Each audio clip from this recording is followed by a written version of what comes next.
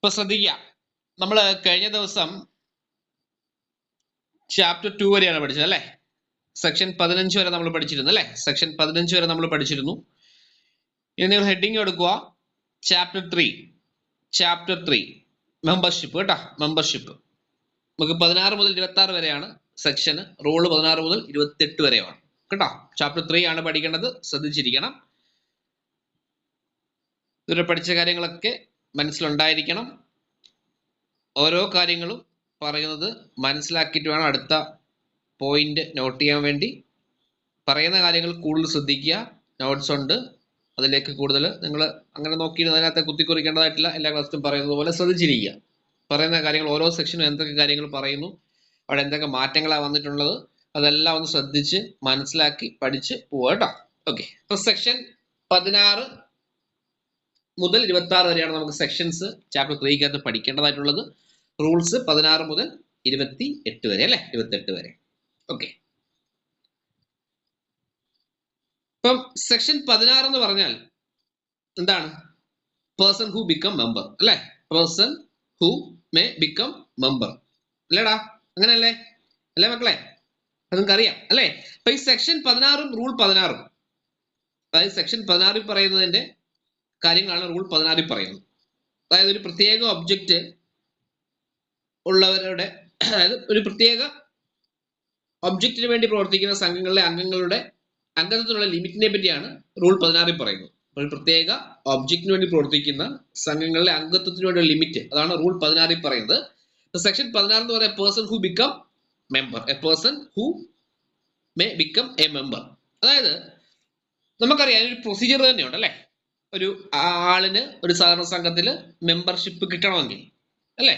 അപ്പം അതിന്റെ പ്രൊസീജിയർ എന്ന് പറയുമ്പോൾ അത് റൂളിൽ കൃത്യമായിട്ട് പറയുന്നുണ്ട്. നമുക്കറിയാം 2 മാസത്തിനുള്ളിൽ തീരുമാനം എടുക്കണം അല്ലെ. 2 മാസം. ഇപ്പൊ നമ്മള് ഇപ്പൊ ഇലക്ഷൻ ഒക്കെയാണ് നടക്കണതെങ്കിൽ ഇലക്ഷന് നമുക്ക് വോട്ടിംഗ് റൈറ്റ് വേണമെങ്കിൽ അവിടെ മെമ്പർഷിപ്പ് ഉണ്ടായിരിക്കണം, ഷെയർ എടുത്തിട്ടുള്ള ആളായിരിക്കണം. അപ്പം ഇലക്ഷൻ പ്രഖ്യാപിക്കുന്നതിന് 2 മാസം മുമ്പ് എന്താണ്, മെമ്പർഷിപ്പ് എടുത്ത ആളുകൾക്ക് മാത്രമേ എന്തിനുള്ള റൈറ്റ് ഉള്ളൂ? വോട്ടിംഗ് റൈറ്റ് ഉള്ളൂ അല്ലെ, ആണല്ലോ. ഓക്കെ, അപ്പം ഒരു പേഴ്സൺ ഒരു സഹകരണ സംഘത്തില് മെമ്പർഷിപ്പിന് വേണ്ടി പോകുന്നു. ആ മെമ്പർഷിപ്പിന് വേണ്ടി പോകുമ്പോൾ കുറച്ച് ക്രൈറ്റീരിയസ് ഉണ്ട് അല്ലെ. ആ ഒരു പ്രവർത്തന പരിധിയിലുള്ള ഉള്ളിൽ താമസിക്കുന്ന ആളായിരിക്കണം അല്ലെ. അങ്ങനെ കുറെ കാര്യങ്ങൾ അതിനകത്തുണ്ട് മെമ്പർഷിപ്പുമായി ബന്ധപ്പെട്ട്. ഇതിനെല്ലാം അപ്പുറം മെമ്പർഷിപ്പിന് മേല് ആ മാനേജിംഗ് കമ്മിറ്റി 2 മാസത്തിനുള്ളിൽ തീരുമാനം എടുക്കണം അല്ലേ. എടുത്തില്ലെങ്കിൽ എന്ത് ചെയ്യും? ഇപ്പം നമ്മളൊരു ആപ്ലിക്കേഷൻ കൊടുത്തു, മെമ്പർഷിപ്പ് നമുക്കെല്ലാം എലിജിബിലിറ്റി ഉണ്ട് അല്ലെ. എലിജിബിലിറ്റി നമ്മൾ പറയും. ഒരു കോപ്പറേറ്റീവ് സൊസൈറ്റിയിൽ ഏതൊക്കെ ക്വാളിഫിക്കേഷൻ ഉള്ള ആളുകൾക്കാണ് മെമ്പർഷിപ്പ് കിട്ടുന്നത് എന്ന് നമ്മൾ പഠിക്കും. അതാണ് സെക്ഷൻ 16 നമ്മൾ പറയുന്നത്, person who may become a member എന്ന് പറഞ്ഞാൽ. അപ്പം നോർമൽ കേസിൽ 2 മാസത്തിനുള്ളിൽ ഒരു മെമ്പർഷിപ്പിന് വേണ്ടി ആപ്ലിക്കേഷൻ കൊടുത്തു കഴിഞ്ഞാൽ ആ മാനേജിംഗ് കമ്മിറ്റി അത് അക്സെപ്റ്റ് ചെയ്യണം, അല്ലെങ്കിൽ റീസൺ അറിയിക്കണം അല്ലെ. അപ്പം ഈ തീരുമാനം മാനേജിംഗ് കമ്മിറ്റി എടുത്തില്ല, അവർക്ക് ആരോട് വലിയ താല്പര്യമില്ല, ആ പേഴ്സണോട് താല്പര്യം, അതുകൊണ്ട് എടുത്തില്ല. അങ്ങനെ ചെയ്യാൻ പറ്റത്തില്ല. അപ്പം അങ്ങനെ മെമ്പർഷിപ്പ് കൊടുത്തില്ല എങ്കിൽ നമ്മൾ റിക്വസ്റ്റ് കൊടുക്കണം. ആർക്ക്? Registrar of cooperative society. Registrar എന്ന് ഞാൻ പറയുമ്പോൾ നിങ്ങൾ മനസ്സിലാക്കണം, നിങ്ങൾ താലൂക്കിനുള്ളിൽ വരുന്ന ഒരു പ്രാഥമിക സംഘത്തിലാണ് നിങ്ങൾ മെമ്പർഷിപ്പിന് കൊടുത്തതെങ്കിൽ അത് രജിസ്ട്രാർ ഓഫ് കോപ്പറേറ്റീവ് സൊസൈറ്റി ഏറ്റവും മണ്ടയിൽ നിന്നുകൊണ്ട് റിക്വസ്റ്റ് സ്വീകരിച്ച് മെമ്പർഷിപ്പ് കൊടുക്കാൻ പറയത്തില്ല. അവിടെ AR ഓഫീസിലായിരിക്കും. അവിടെ എന്താണ്, അസിസ്റ്റന്റ് രജിസ്ട്രാർ ഉണ്ട് ജനറൽ, അവിടെ ആയിരിക്കും നമ്മൾ റിക്വസ്റ്റ് കൊടുക്കേണ്ടത്, മെമ്പർ റിക്വസ്റ്റ് കൊടുക്കേണ്ടത്.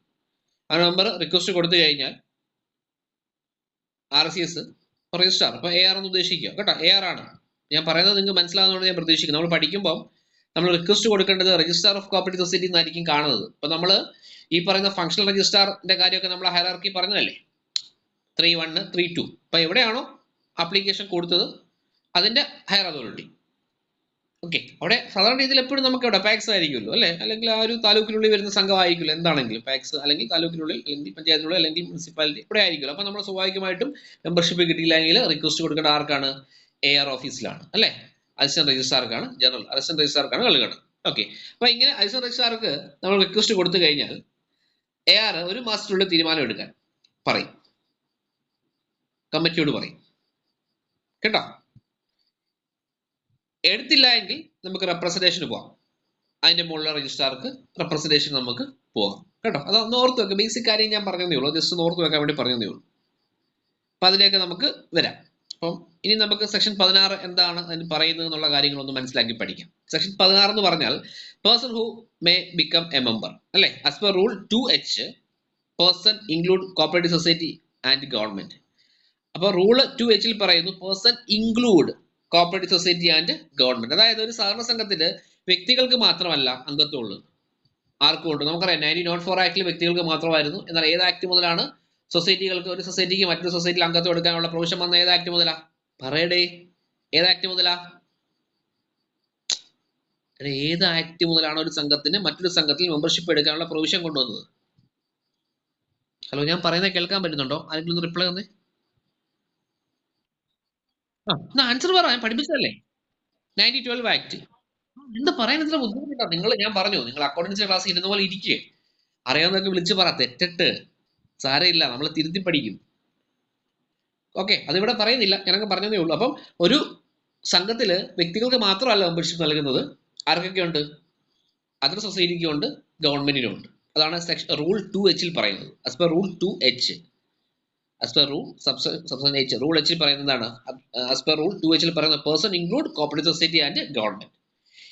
അത് നിങ്ങൾ ഓർത്ത് വെച്ചേക്കണം, എവിടെയാണ് അത് പറയുന്നത് മറന്നുപോലെ. റൂൾ 2H പറയുന്നത് പേഴ്സണ് മാത്രമല്ല ഗവൺമെന്റിനും അതുപോലെ മറ്റ് സൊസൈറ്റികൾക്കും സംഘത്തിൽ മെമ്പർഷിപ്പ് നൽകാം എന്ന് പറയുന്നത് റൂള് 2H കാര്യം ഓർത്ത് വെച്ചേക്കണം.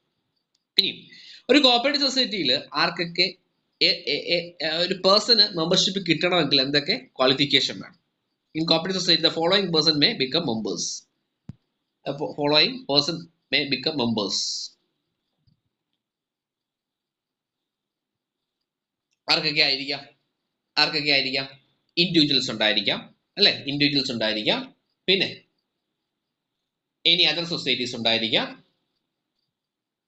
ദെൻ എനി അതർ സൊസൈറ്റീസ് ഉണ്ടായിരിക്കാം. പിന്നെ സെൽഫ് ഗവൺമെന്റ്, സെൽഫ് ഗവൺമെന്റ്. പിന്നെ നോട്ട് ചെയ്യണേ, പറഞ്ഞത് നോട്ട് ചെയ്യണേ. Self government, government.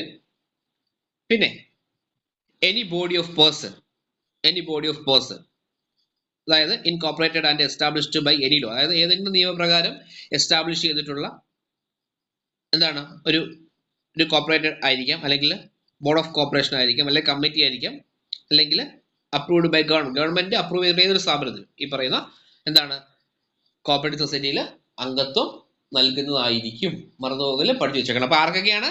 Individuals, any other societies, local self government, government, any body of person, any body of person, any body of person. ഞാൻ പറയുന്ന കാര്യങ്ങൾ നിങ്ങൾ നോട്ട് ചെയ്യുക കേട്ടോ, നോട്ട് ചെയ്ത് പഠിച്ചു പോണേ. പറയുന്ന കാര്യങ്ങൾ ഇപ്പം തന്നെ പഠിച്ചു പോകാമെങ്കിൽ അത്രയും നല്ലത്. നിങ്ങളത് മാക്സിമം മനസ്സിലാക്കി പഠിച്ചു പോകാൻ ശ്രമിക്കുക, അതാണ് വേണ്ടത്. മനസ്സിലാക്കുക, പറയുന്നത് എന്താണെന്ന് കൃത്യമായിട്ട് മനസ്സിലാക്കുക. ആ മനസ്സിലാക്കി പോയി കഴിയുമ്പോൾ അതിൻ്റെതായിട്ടുള്ള ഒരു ഔട്ട്പുട്ട് നിങ്ങൾക്ക് കിട്ടും. ഇപ്പൊ individuals, any other society, local self government, government, any body of person incorporated or established at any law. ഇതെല്ലാം കൃത്യമായിട്ട് നിങ്ങൾക്ക് നോട്ട്സ് ഉണ്ട്, നിങ്ങൾ പേടിക്കേണ്ട. നിങ്ങൾ പറയുന്ന കാര്യങ്ങൾ നോട്ട്, ഇപ്പം പറ്റുന്ന കാര്യങ്ങൾ നോട്ട് ചെയ്യുക കേട്ടോ. എനി ലോ അതായത് board, corporation, committee etcetera approved by government, അത്രേ ഉള്ളൂ കേട്ടോ. അപ്രൂവ്ഡ് ബൈ ഗവൺമെന്റ് അത്രേ ഉള്ളൂ, കൃത്യമായിട്ട് മനസ്സിലാക്കാം. ഇനി നിങ്ങൾ മനസ്സിലാക്കേണ്ടത് qualification of individual membership as per that. Qualification, എന്തൊക്കെ ക്വാളിഫിക്കേഷൻസ് ഉണ്ടായിരിക്കണം ഒരു പേഴ്സണ് ഒരു കോപ്പറേറ്റീവ് സൊസൈറ്റിയിൽ മെമ്പർഷിപ്പ് കിട്ടണമെങ്കിൽ? എന്തൊക്കെ ക്വാളിഫിക്കേഷൻസ് ഉണ്ടായിരിക്കും? എന്തൊക്കെയായിരിക്കാം? ആർക്കെങ്കിലും പറയാമോ? എന്തൊക്കെയായിരിക്കാം? എന്തൊക്കെയായിരിക്കാം? He has attained the age of, അല്ല he or she has attained the age of 18 years. Very good, അത് തന്നെ പറയാൻ വന്നത് എനിക്ക് മനസ്സിലായി. ഗുഡ് അറ്റംപ്റ്റ്, എനിക്ക് ഇഷ്ടമാണ്. നിങ്ങൾ ഇങ്ങനെ പറയുന്നത് എനിക്ക് ഒരുപാട് ഇഷ്ടമാണ്. പറഞ്ഞോ, 18 വയസ്സ് പൂർത്തിയായിരിക്കണം. പിന്നെ അൺസൗണ്ട് മൈൻഡ് ആയിക്കൂടാ അല്ലെ, he is not unsound mind. പിന്നെന്താ മക്കളെ, മുമ്പ് നമ്മൾ പറയാൻ വേണ്ടി ശ്രമിച്ചിരുന്നല്ലോ, തുടങ്ങിയപ്പോൾ ഞാൻ ഇൻട്രൊഡക്ഷൻ എന്ന രീതിയിൽ പറഞ്ഞില്ല, കുറച്ച് ക്വാളിഫിക്കേഷൻ വേണം. ആ ക്വാളിഫിക്കേഷൻ ഉണ്ടായിട്ടും മെമ്പർഷിപ്പ് കൊടുത്തില്ലെങ്കിലാണ് എവിടെ പോകേണ്ടത്? നമ്മൾ റിക്വസ്റ്റ് കൊടുക്കേണ്ടതൊക്കെ പറഞ്ഞു. അപ്പൊ അതിന്റെ ക്വാളിഫിക്കേഷനാണ് പറയുന്നത്. He has attained the age of 18 years, he is not unsound mind, he is a resident within the area of operation or occupation of land within area of operation. അതായത് ഈ person, ആ സംഘം ഇരിക്കുന്ന, ആ സംഘം ഇരിക്കുന്നതല്ല, ആ സംഘത്തിന്റെ പ്രവർത്തന പരിധിക്കുള്ളിൽ താമസിക്കുന്നവനോ സ്വന്തമായിട്ട് വസ്തു ഉള്ള ആളോ ആയിരിക്കണം. He's a resident with in the area of operation or occupation of land within area of operation. പിന്നെന്താ? In the case of student cooperative society, age limit and reside with the area of operation shall not be exempted. കേട്ടല്ലോ? The case of student cooperative society, age limit and resident with the area of operation shall be exempted. Shall not be അല്ല, shall be exempted. അവരെ ഒഴിവാക്കിയിട്ടുണ്ട് കേട്ടോ. Student cooperative society age ലിമിറ്റിന്റെ കാര്യത്തിലും area of ഓപ്പറേഷന്റെ കാര്യത്തിലൊക്കെ അവര് എന്ത് ചെയ്തിട്ടുണ്ട്? നിങ്ങളൊക്കെ സ്റ്റുഡൻസ് കോപ്പറേറ്റീവ് സൊസൈറ്റിയിലെ അംഗങ്ങളായിരുന്നോ? ആരെങ്കിലും ആരെങ്കിലും നിങ്ങളൊക്കെ പഠിക്കുമ്പോൾ സ്റ്റുഡൻസ് കോപ്പറേറ്റീവ് സൊസൈറ്റി ഉണ്ടായിരുന്നോ? അതിലൊക്കെ അംഗങ്ങളായിരുന്നോ നിങ്ങൾ?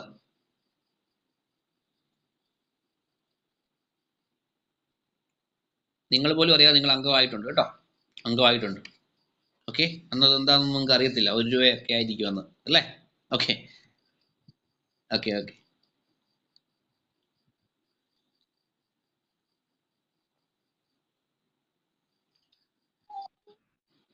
Next point. A society formed for the benefit of person engaged in a particular industries that society may provide sympathetical membership, not excluding 10% of total member to other than actual workers. അതായത് ഇപ്പം ഞാൻ പറഞ്ഞ കാര്യം ശ്രദ്ധിക്കണേ.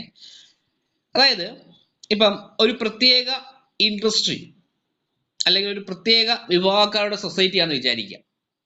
ആ സൊസൈറ്റിയിൽ ആ ജോലി ചെയ്യുന്നതല്ലാത്ത, അതായത് ഇപ്പം ഒരു മോട്ടോർ ട്രാൻസ്പോർട്ട് സൊസൈറ്റി, അവിടെ മെമ്പർഷിപ്പ് എന്ന് പറഞ്ഞാൽ അവർക്ക് മാത്രമേ കൊടുക്കത്തുള്ളൂ അല്ലേ? സംശയമുണ്ടോ? അവർക്ക് മാത്രമേ കൊടുക്കാവൂ, അങ്ങനെയാണല്ലോ. ഓക്കെ, ആ ഒരു തൊഴിൽ ചെയ്യുന്ന ആളുകളായിരിക്കും അവിടുത്തെ മെമ്പേഴ്സ് എന്ന് പറഞ്ഞാൽ. എന്നാൽ ആ തൊഴിൽ ചെയ്യാതെ സിമ്പതിക്കൽ മെമ്പർഷിപ്പ് വേണേൽ അവിടെ നൽകാം. അത് അവരുടെ ആകെയുള്ള മെമ്പേഴ്സിന്റെ, ഇപ്പൊ എത്ര തൊഴിലാളികൾ, ഇപ്പൊ ഈ പറഞ്ഞ എന്താ ഞാൻ പറഞ്ഞ എക്സാമ്പിൾ എന്തായിരുന്നു പറഞ്ഞത്? വിട്ടുപോയല്ലോ. എന്താ പറഞ്ഞ എക്സാമ്പിൾ? എടാ ഞാനിപ്പോ എക്സാമ്പിൾ എന്താണ് പറഞ്ഞേ? മോട്ടോർ ട്രാൻസ്പോർട്ട് അല്ലേ? മോട്ടോർ ട്രാൻസ്പോർട്ട് തൊഴിൽ അല്ലാതെ തൊഴിൽ ചെയ്യുന്ന ആളുകൾ ഉണ്ടായിരിക്കും. അപ്പൊ ആകെ എത്ര മെമ്പേഴ്സ് ഈ തൊഴിൽ ചെയ്യുന്ന മോട്ടോർ ട്രാൻസ്പോർട്ട് സൊസൈറ്റി ആണെങ്കിൽ ആ തൊഴിൽ ചെയ്യുന്ന ആളുകളുണ്ടോ അത് നോക്കും. അതിന്റെ 10% കൂടാൻ പാടില്ല അല്ലാത്ത ജോലി ചെയ്യുന്ന ആളുകൾ. അതായത് സിമ്പതിക്കൽ മെമ്പേഴ്സ് എന്ന് പറയുമ്പോഴത്തേക്ക് 10% കൂടാൻ പാടില്ല.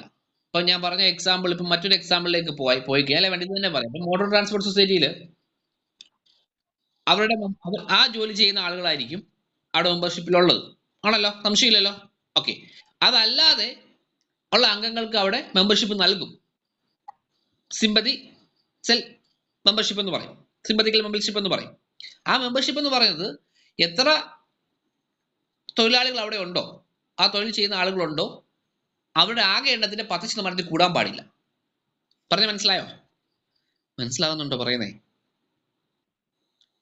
അതൊരു മെമ്പർഷിപ്പിന്റെ ക്രൈറ്റീരിയ ആണ്. മനസ്സിലാക്കണേ പറയുന്ന കാര്യങ്ങൾ. ഞാനത് അങ്ങോട്ട് നോട്ട് തന്നു കഴിഞ്ഞാൽ അത് കുത്തിക്കൊണ്ടിരിക്കും. അതുകൊണ്ടാണ് പറയുന്ന കാര്യങ്ങൾ നോട്ട് ചെയ്ത് ഇപ്പം കിട്ടുന്ന കാര്യങ്ങൾ എഴുതുക, ബാക്കി നോട്ടിനകത്തോട് ഇൻക്ലൂഡ് ചെയ്ത് എഴുതുക. ക്ലിയർ ആണോ പറയുന്നേ?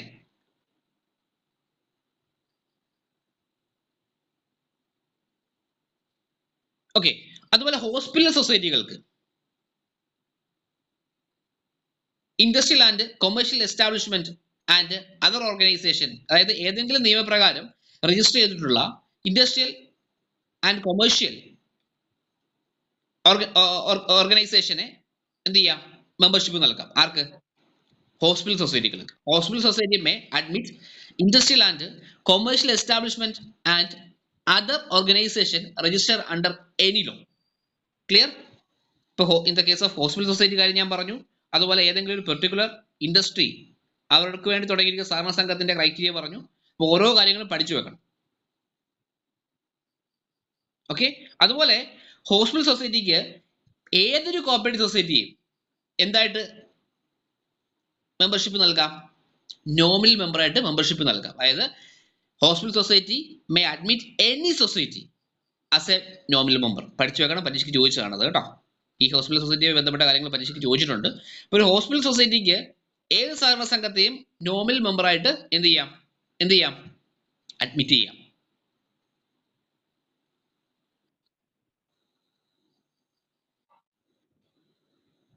ഓക്കെ ആണോ? ഹോസ്പിറ്റൽ സൊസൈറ്റി എന്ന് പറയുമ്പോഴത്തേക്ക് ഒന്നെങ്കിൽ അത് ഹോസ്പിറ്റൽ ആയിരിക്കണം, അല്ലെങ്കിൽ ഹോസ്പിറ്റൽ മെഡിക്കൽ പാരാമെഡിക്കൽ കോഴ്സസ് ഒക്കെ റൺ ചെയ്യുന്ന എന്താ സൊസൈറ്റി ആകാം, അല്ലെങ്കിൽ മെഡിക്കൽ ഷോപ്സുകളാകാം. അങ്ങനെയുള്ള കാര്യങ്ങളെല്ലാം ഈ hospital society means society run hospital or medical or paramedical course or run medical shops. അതാണ് ഹോസ്പിറ്റൽ സൊസൈറ്റി കൊണ്ട് ഉദ്ദേശിക്കുന്നത്. അങ്ങനെയുള്ള ആളുകൾക്ക് മറ്റു സൊസൈറ്റികളെ എന്തായിട്ട് എടുക്കാം?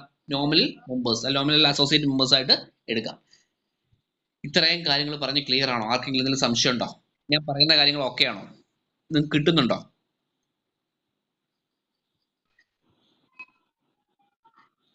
ഹലോ, ഓക്കെ ആണോ? ഞാൻ എല്ലാവരോടും കൂടാണ് ചോദിക്കുന്നത്. സാധാരണ രീതിയിൽ നിങ്ങൾക്ക് section 16 A person who become a member എന്ന് പറഞ്ഞ് പോയിട്ട് അടുത്ത സെക്ഷൻ അങ്ങനെ പോകുന്ന ഒരു രീതി അല്ല. നമ്മൾ പറയുമ്പോൾ മാക്സിമം എല്ലാ കാര്യങ്ങളും ഇൻക്ലൂഡ് ചെയ്ത് പറഞ്ഞിട്ടേ പോകത്തുള്ളൂ. അതുകൊണ്ടാണ് ചോദിക്കുന്നത്, പറയുന്ന കാര്യങ്ങൾ ദഹിക്കുന്നുണ്ടോ? ഇങ്ങനെ പറഞ്ഞാൽ മനസ്സിലാക്കാൻ സാധിക്കുന്നുണ്ടോ? ക്ലിയർ ആണോ?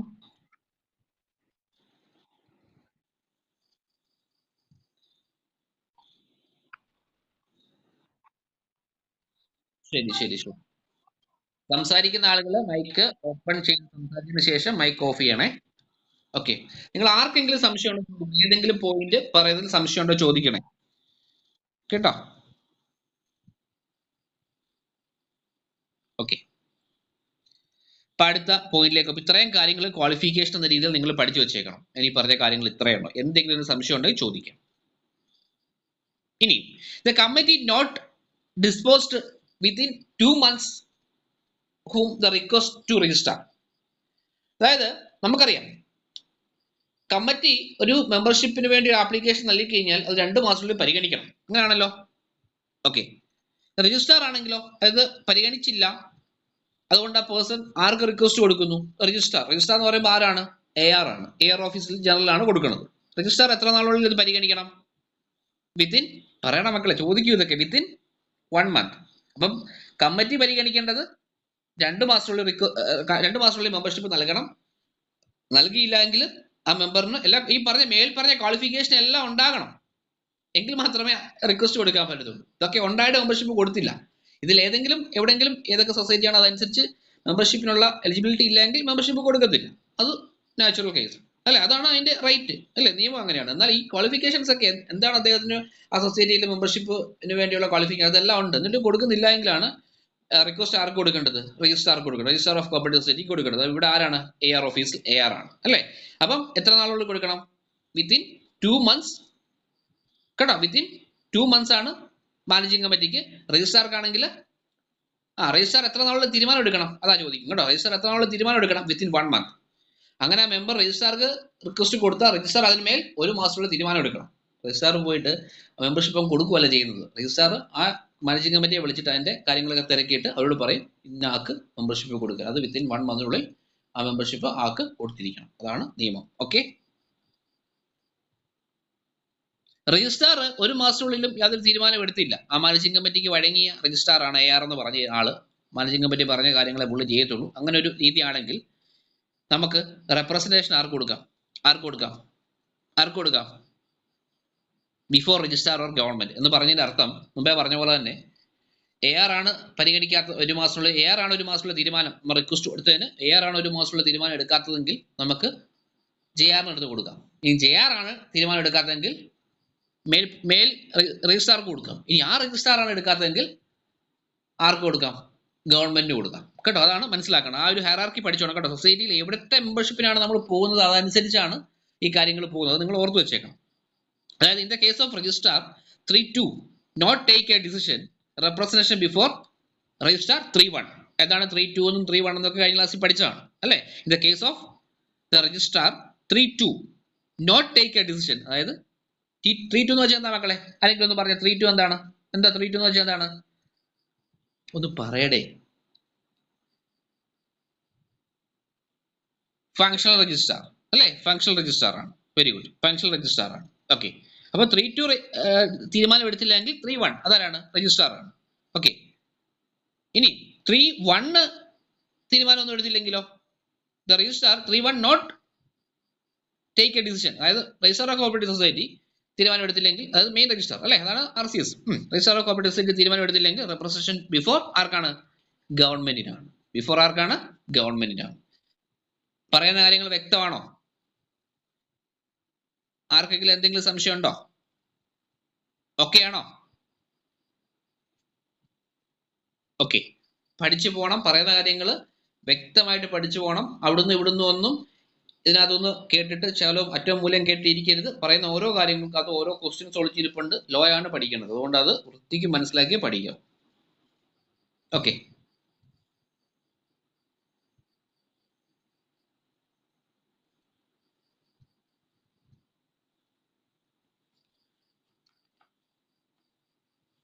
ഓക്കെ.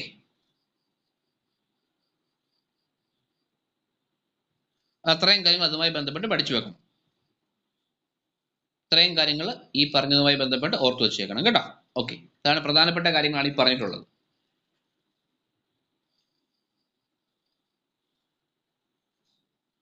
അതുപോലെ തന്നെ ഒരു മെമ്പർഷിപ്പിന് വേണ്ടി ആപ്ലിക്കേഷൻ കൊടുക്കുമ്പോൾ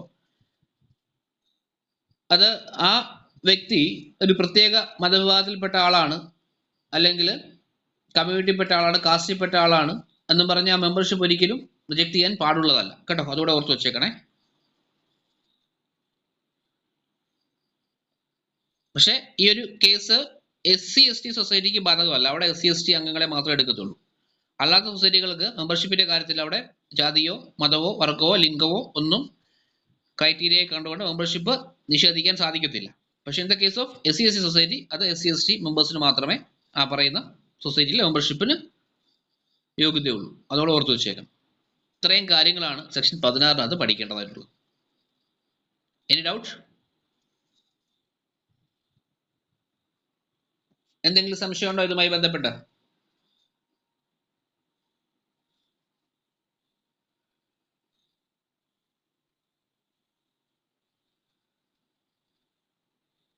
ഓക്കെ.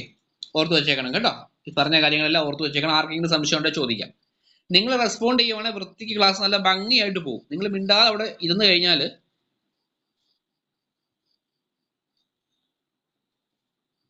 നിങ്ങൾ മെസ്സേജ് കമന്റ് ചെയ്യും കേട്ടോ. മെസ്സേജ് കമന്റ് ചെയ്യും. ഞാൻ വായിച്ചോളാം, പ്രശ്നമില്ല. അങ്ങനെയെങ്കിലും നിങ്ങൾ റെസ്പോണ്ട് ചെയ്യും. ഞാൻ ഈ പഠിപ്പിക്കുന്ന ലോ ആയതുകൊണ്ട് ഒരുപാട് അങ്ങ് പഠിപ്പിച്ചു പോകാന്നുള്ളതല്ല, പഠിപ്പിക്കുന്ന അത്ര മനസ്സിലാക്കിയേ പോകാൻ പാടുള്ളൂ. അങ്ങനെയാണ്, അതുകൊണ്ടാണ്.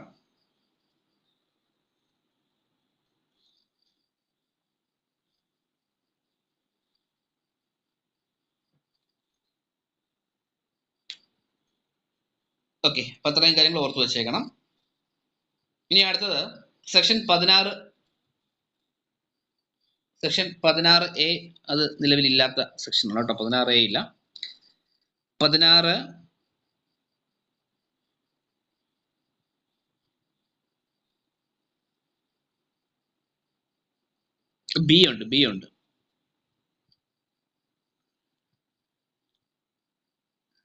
അതിന് മുമ്പ് പുതിയൊരു സെക്ഷൻ വന്നിട്ടുണ്ട് കേട്ടോ. Section 16 1A.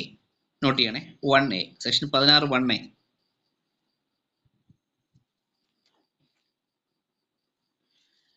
Section 16 1A or IA. ഇപ്പൊ നിങ്ങൾ 1A എന്ന് കൊടുക്കട്ടെ. IA ആണെങ്കിൽ ഞാനത് ഗ്രൂപ്പിൽ പറയാമേ. മറ്റൊന്നുമല്ല, യൂത്ത് കോപ്പറേറ്റീവ് സൊസൈറ്റീസ് ആണ്. യൂത്ത് കോപ്പറേറ്റീവ് സൊസൈറ്റീസ് മറന്നു പോകലും പഠിച്ചു വെച്ചേക്കണം. എന്താണ് യൂത്ത് കോപ്പറേറ്റീവ് സൊസൈറ്റീസ്?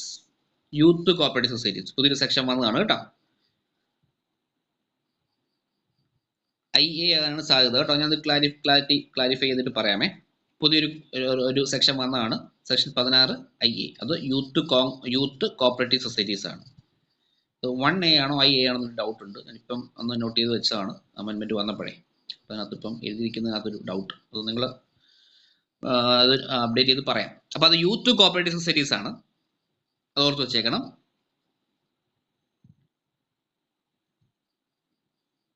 അതായത് ഒരു ജില്ലക്കകത്ത് പ്രവർത്തിക്കുന്ന അല്ലെ പ്രവർത്തന പരിധിയുള്ള ഒരു സഹകരണ സംഘം അതിൻ്റെ ഒരു ഒന്നെങ്കിൽ അത് സംരംഭമായിരിക്കാം, എന്തെങ്കിലും പുതിയ ഇന്നോവേഷൻ ആയിരിക്കാം, അങ്ങനെയുള്ള യൂത്ത് ആയിട്ടുള്ള ആളുകൾക്ക് പുതിയതായിട്ട് സ്റ്റാർട്ട് ചെയ്യത്തക്ക രീതിയിൽ കൊണ്ടുവന്നൊരു പ്രൊവിഷനാണ്. ഇപ്പം പുതിയ അമെൻമെന്റ് വന്നതാണ് കേട്ടോ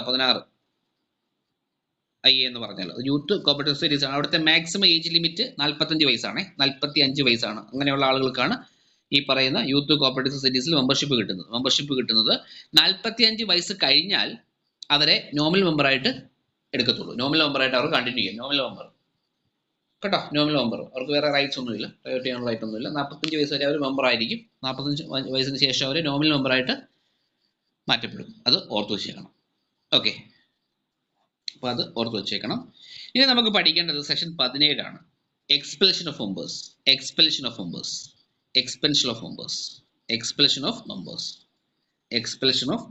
മറന്നു നോക്കല് പഠിച്ചിട്ട് എക്സ്പെൽഷൻ ഓഫ് മെമ്പേഴ്സ്. ഈ പറഞ്ഞ കാര്യങ്ങൾക്കകത്ത് എന്തെങ്കിലും സംശയം ഉണ്ടോ നിങ്ങൾക്ക്? എന്തെങ്കിലും സംശയം ഉണ്ടോ? Any doubts? എന്തെങ്കിലും സംശയം ഉണ്ടെങ്കിൽ ചോദിക്കും. ക്ലിയർ ആണല്ലോ? എന്തെങ്കിലും സംശയം ഉണ്ടോ? ക്ലിയർ ആണ്. അപ്പൊ ഞാൻ ഈ പറഞ്ഞ കാര്യങ്ങൾ ഒന്നും കൂടെ കുറച്ചും കൂടെ ഒരു എക്സാം പോയിന്റ് ഓഫ് വ്യൂ പറഞ്ഞുതരാം. ഇത് നിങ്ങൾക്ക് ആ ലോയ്ക്കകത്ത് പറയുന്ന കാര്യങ്ങളാണ് ഇപ്പൊ ഞാൻ പറഞ്ഞ കാര്യങ്ങളെല്ലാം. അതിനകത്ത് ഏറ്റവും ഇമ്പോർട്ടന്റ് കാര്യങ്ങൾ മാത്രമേ പറയുന്നുള്ളൂ. ഒരുപാട് കാര്യങ്ങൾ ഉണ്ടെങ്കിൽ അത് ഏറ്റവും ഇമ്പോർട്ടന്റ് കാര്യങ്ങളാണ് പറഞ്ഞു പോകുന്നത്. ഇനി നിങ്ങൾ മനസ്സിലാക്കേണ്ടത്, ഇപ്പൊ ഞാൻ പറഞ്ഞു section 16 person who become member അല്ലേ. അപ്പോൾ റൂൾ 16 പറയുന്നു ഒരു പ്രത്യേക ഒബ്ജക്റ്റിന് വേണ്ടി പ്രവർത്തിക്കുന്ന സംഘങ്ങളിലെ അംഗത്വത്തിനുള്ള ലിമിറ്റിനെ പറ്റിയാണ് പറയുന്നത്. റൂൾ 16 പറയുന്നത് അല്ലേ, ഒരു പ്രത്യേക ഒബ്ജക്റ്റിന് വേണ്ടി പ്രവർത്തിക്കുന്ന സംഘത്തിലെ അംഗത്വത്തിനുള്ള ലിമിറ്റിന് വേണ്ടിയാണ് പറയുന്നത് പറഞ്ഞു. ഇനി സെക്ഷൻ 16(2) പറയുന്നത് അപേക്ഷ നൽകി 2 മാസത്തിലുള്ള തീരുമാനം എടുക്കണം. സബ്സെഷൻ ആണ് കേട്ടോ, സെക്ഷൻ 16 സബ്സെഷൻ 2.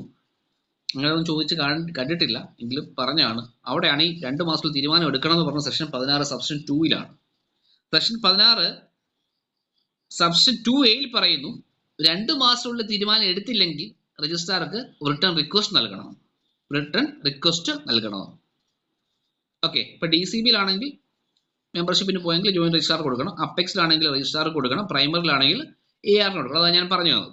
ഓക്കെ, ഇനി സെക്ഷൻ 16(2)B പറയുന്നു രജിസ്ട്രാർ 1 മാസത്തിലുള്ള തീരുമാനം എടുത്തില്ല എങ്കിൽ റെപ്രസെന്റേഷൻ ടു ഗവൺമെന്റ് നൽകാം. അതിനുമേൽ 30 ദിവസത്തിലുള്ള തീരുമാനം എടുക്കണം. എത്ര ദിവസത്തിനുള്ളിലാണ്? 30 ദിവസത്തിൽ തീരുമാനം എടുക്കണം. അത് പഠിച്ചു വെച്ചേക്കണം കേട്ടോ.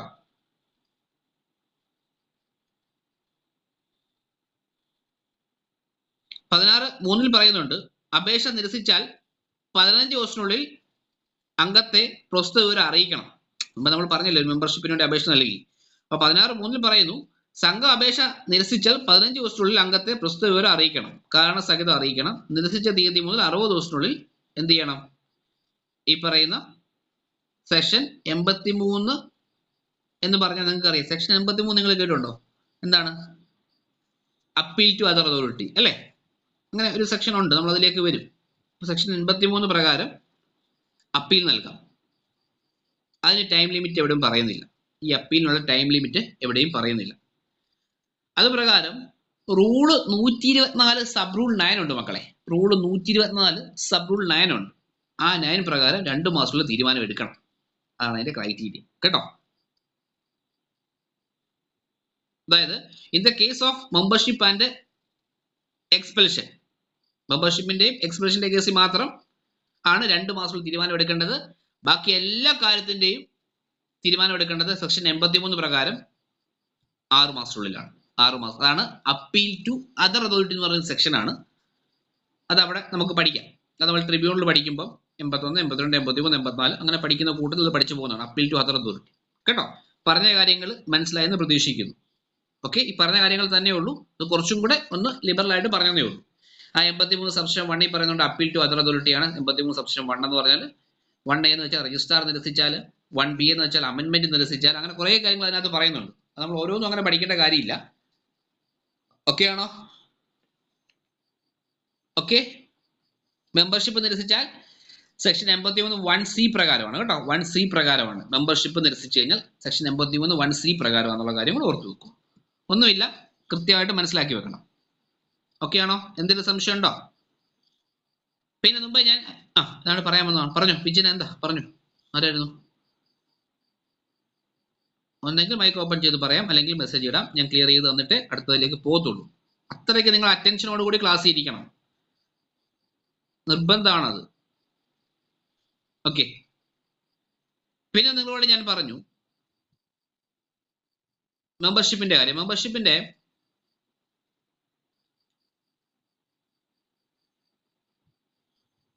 ക്രൈറ്റീരിയയെ പറ്റി പറഞ്ഞു, ക്വാളിഫിക്കേഷനെ പറ്റി പറഞ്ഞു. എനിക്ക് ആ വിജിനെ പറയുന്നൊന്നും കേൾക്കുന്നില്ല കേട്ടോ. എനിക്ക് തോന്നുന്നു ഞാൻ സെക്കൻഡ്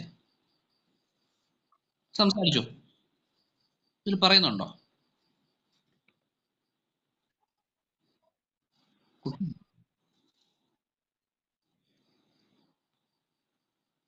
ഓക്കെ ഓക്കെ ഓക്കെ, നമുക്ക് എന്തോ ബുദ്ധിമുട്ടുണ്ട് അവിടെ. ഓക്കെ, ബസ് റൂള് ഈ പറയുന്ന 18 വയസ്സ് കഴിഞ്ഞിരിക്കണം, ലാൻഡ് ഓണർ ആയിരിക്കണം. പിന്നെ വേറൊരു കാര്യങ്ങളുണ്ട് കേട്ടോ മെമ്പർഷിപ്പിനകത്ത്, ശ്രദ്ധിക്കണേ. അവർ പാപ്പരായിട്ട് പ്രഖ്യാപിച്ചായിട്ട് അല്ലെ പ്രഖ്യാപിക്കാൻ വേണ്ടി ആപ്ലിക്കേഷൻ കൊടുത്ത ആളാകരുത് കേട്ടോ. പാപ്പരത്വം കേട്ടിട്ടില്ലേ? സോൾവെന്റ്. ഓക്കെ, പാപ്പരായിട്ട് പ്രഖ്യാപിക്കാൻ അപേക്ഷ കൊടുത്തവരായിരിക്കരുത് കേട്ടോ. ഇതൊക്കെ പ്രതിപാദിക്കുന്നത് റൂള് 16(2)ലാണ് കേട്ടോ. റൂള് 16(2)ലാന്നുള്ള കാര്യം ഓർത്ത് വെച്ചേക്കണം. റൂള് 16 സബ് റൂൾ 2ലാന്നുള്ള കാര്യം ഓർത്ത് വെക്കണം. ഇപ്പോൾ അവിടെ ബ്രാക്കറ്റിൽ കൊടുക്കുക, ഇതെല്ലാം നിങ്ങൾക്ക് നോടുന്നതുണ്ട്. അവിടെ ഞാൻ എവിടെയാണോ പറഞ്ഞത് അവിടെ, ആ മുമ്പേ നമ്മൾ ക്വാളിഫിക്കേഷൻ കാര്യം പറഞ്ഞില്ലേ, 18 വയസ്സ് കഴിഞ്ഞിരിക്കണം, സ്വന്തമായിട്ട് ഭൂമി ഉണ്ടായിരിക്കുന്ന ആളായിരിക്കണം, സംഘത്തിന്റെ പ്രവർത്തന പരിധിയിൽ താമസം അല്ലാനുള്ള ആളായിരിക്കണം. അവിടെ ഇല്ല, അവിടെ റൂള് 16 സബ് റൂൾ 2 എന്ന് കൊടുക്കണം. Okay okay.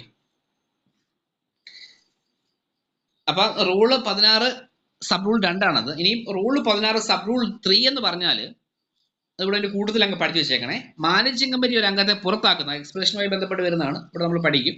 മാനേജിംഗ് കമ്മിറ്റി ഒരു അംഗത്തെ പുറത്താക്കുന്നതാണ് റൂള് 16 സബ് റൂൾ 3. രജിസ്ട്രാർ ഒരു അംഗത്തെ പുറത്താക്കുന്നതാണ് റൂള് 16 സബ് റൂൾ 4 കേട്ടോ. അതിന്റെ കൂട്ടത്തിൽ അങ്ങ് ഓർത്ത് വെച്ചാൽ മതി. ഓക്കെ, നമുക്ക് അതിലേക്ക് ഒക്കെ വരാം. ഇനി നമുക്ക് പഠിക്കേണ്ടത് സെക്ഷൻ 17. സെക്ഷൻ 16 ക്ലിയർ ആണോ? അടുത്തതിലേക്ക് പോകാമോ? എക്സ്പെൽഷൻ ഓഫ് മെമ്പേഴ്സിലേക്ക് പോകാമോ?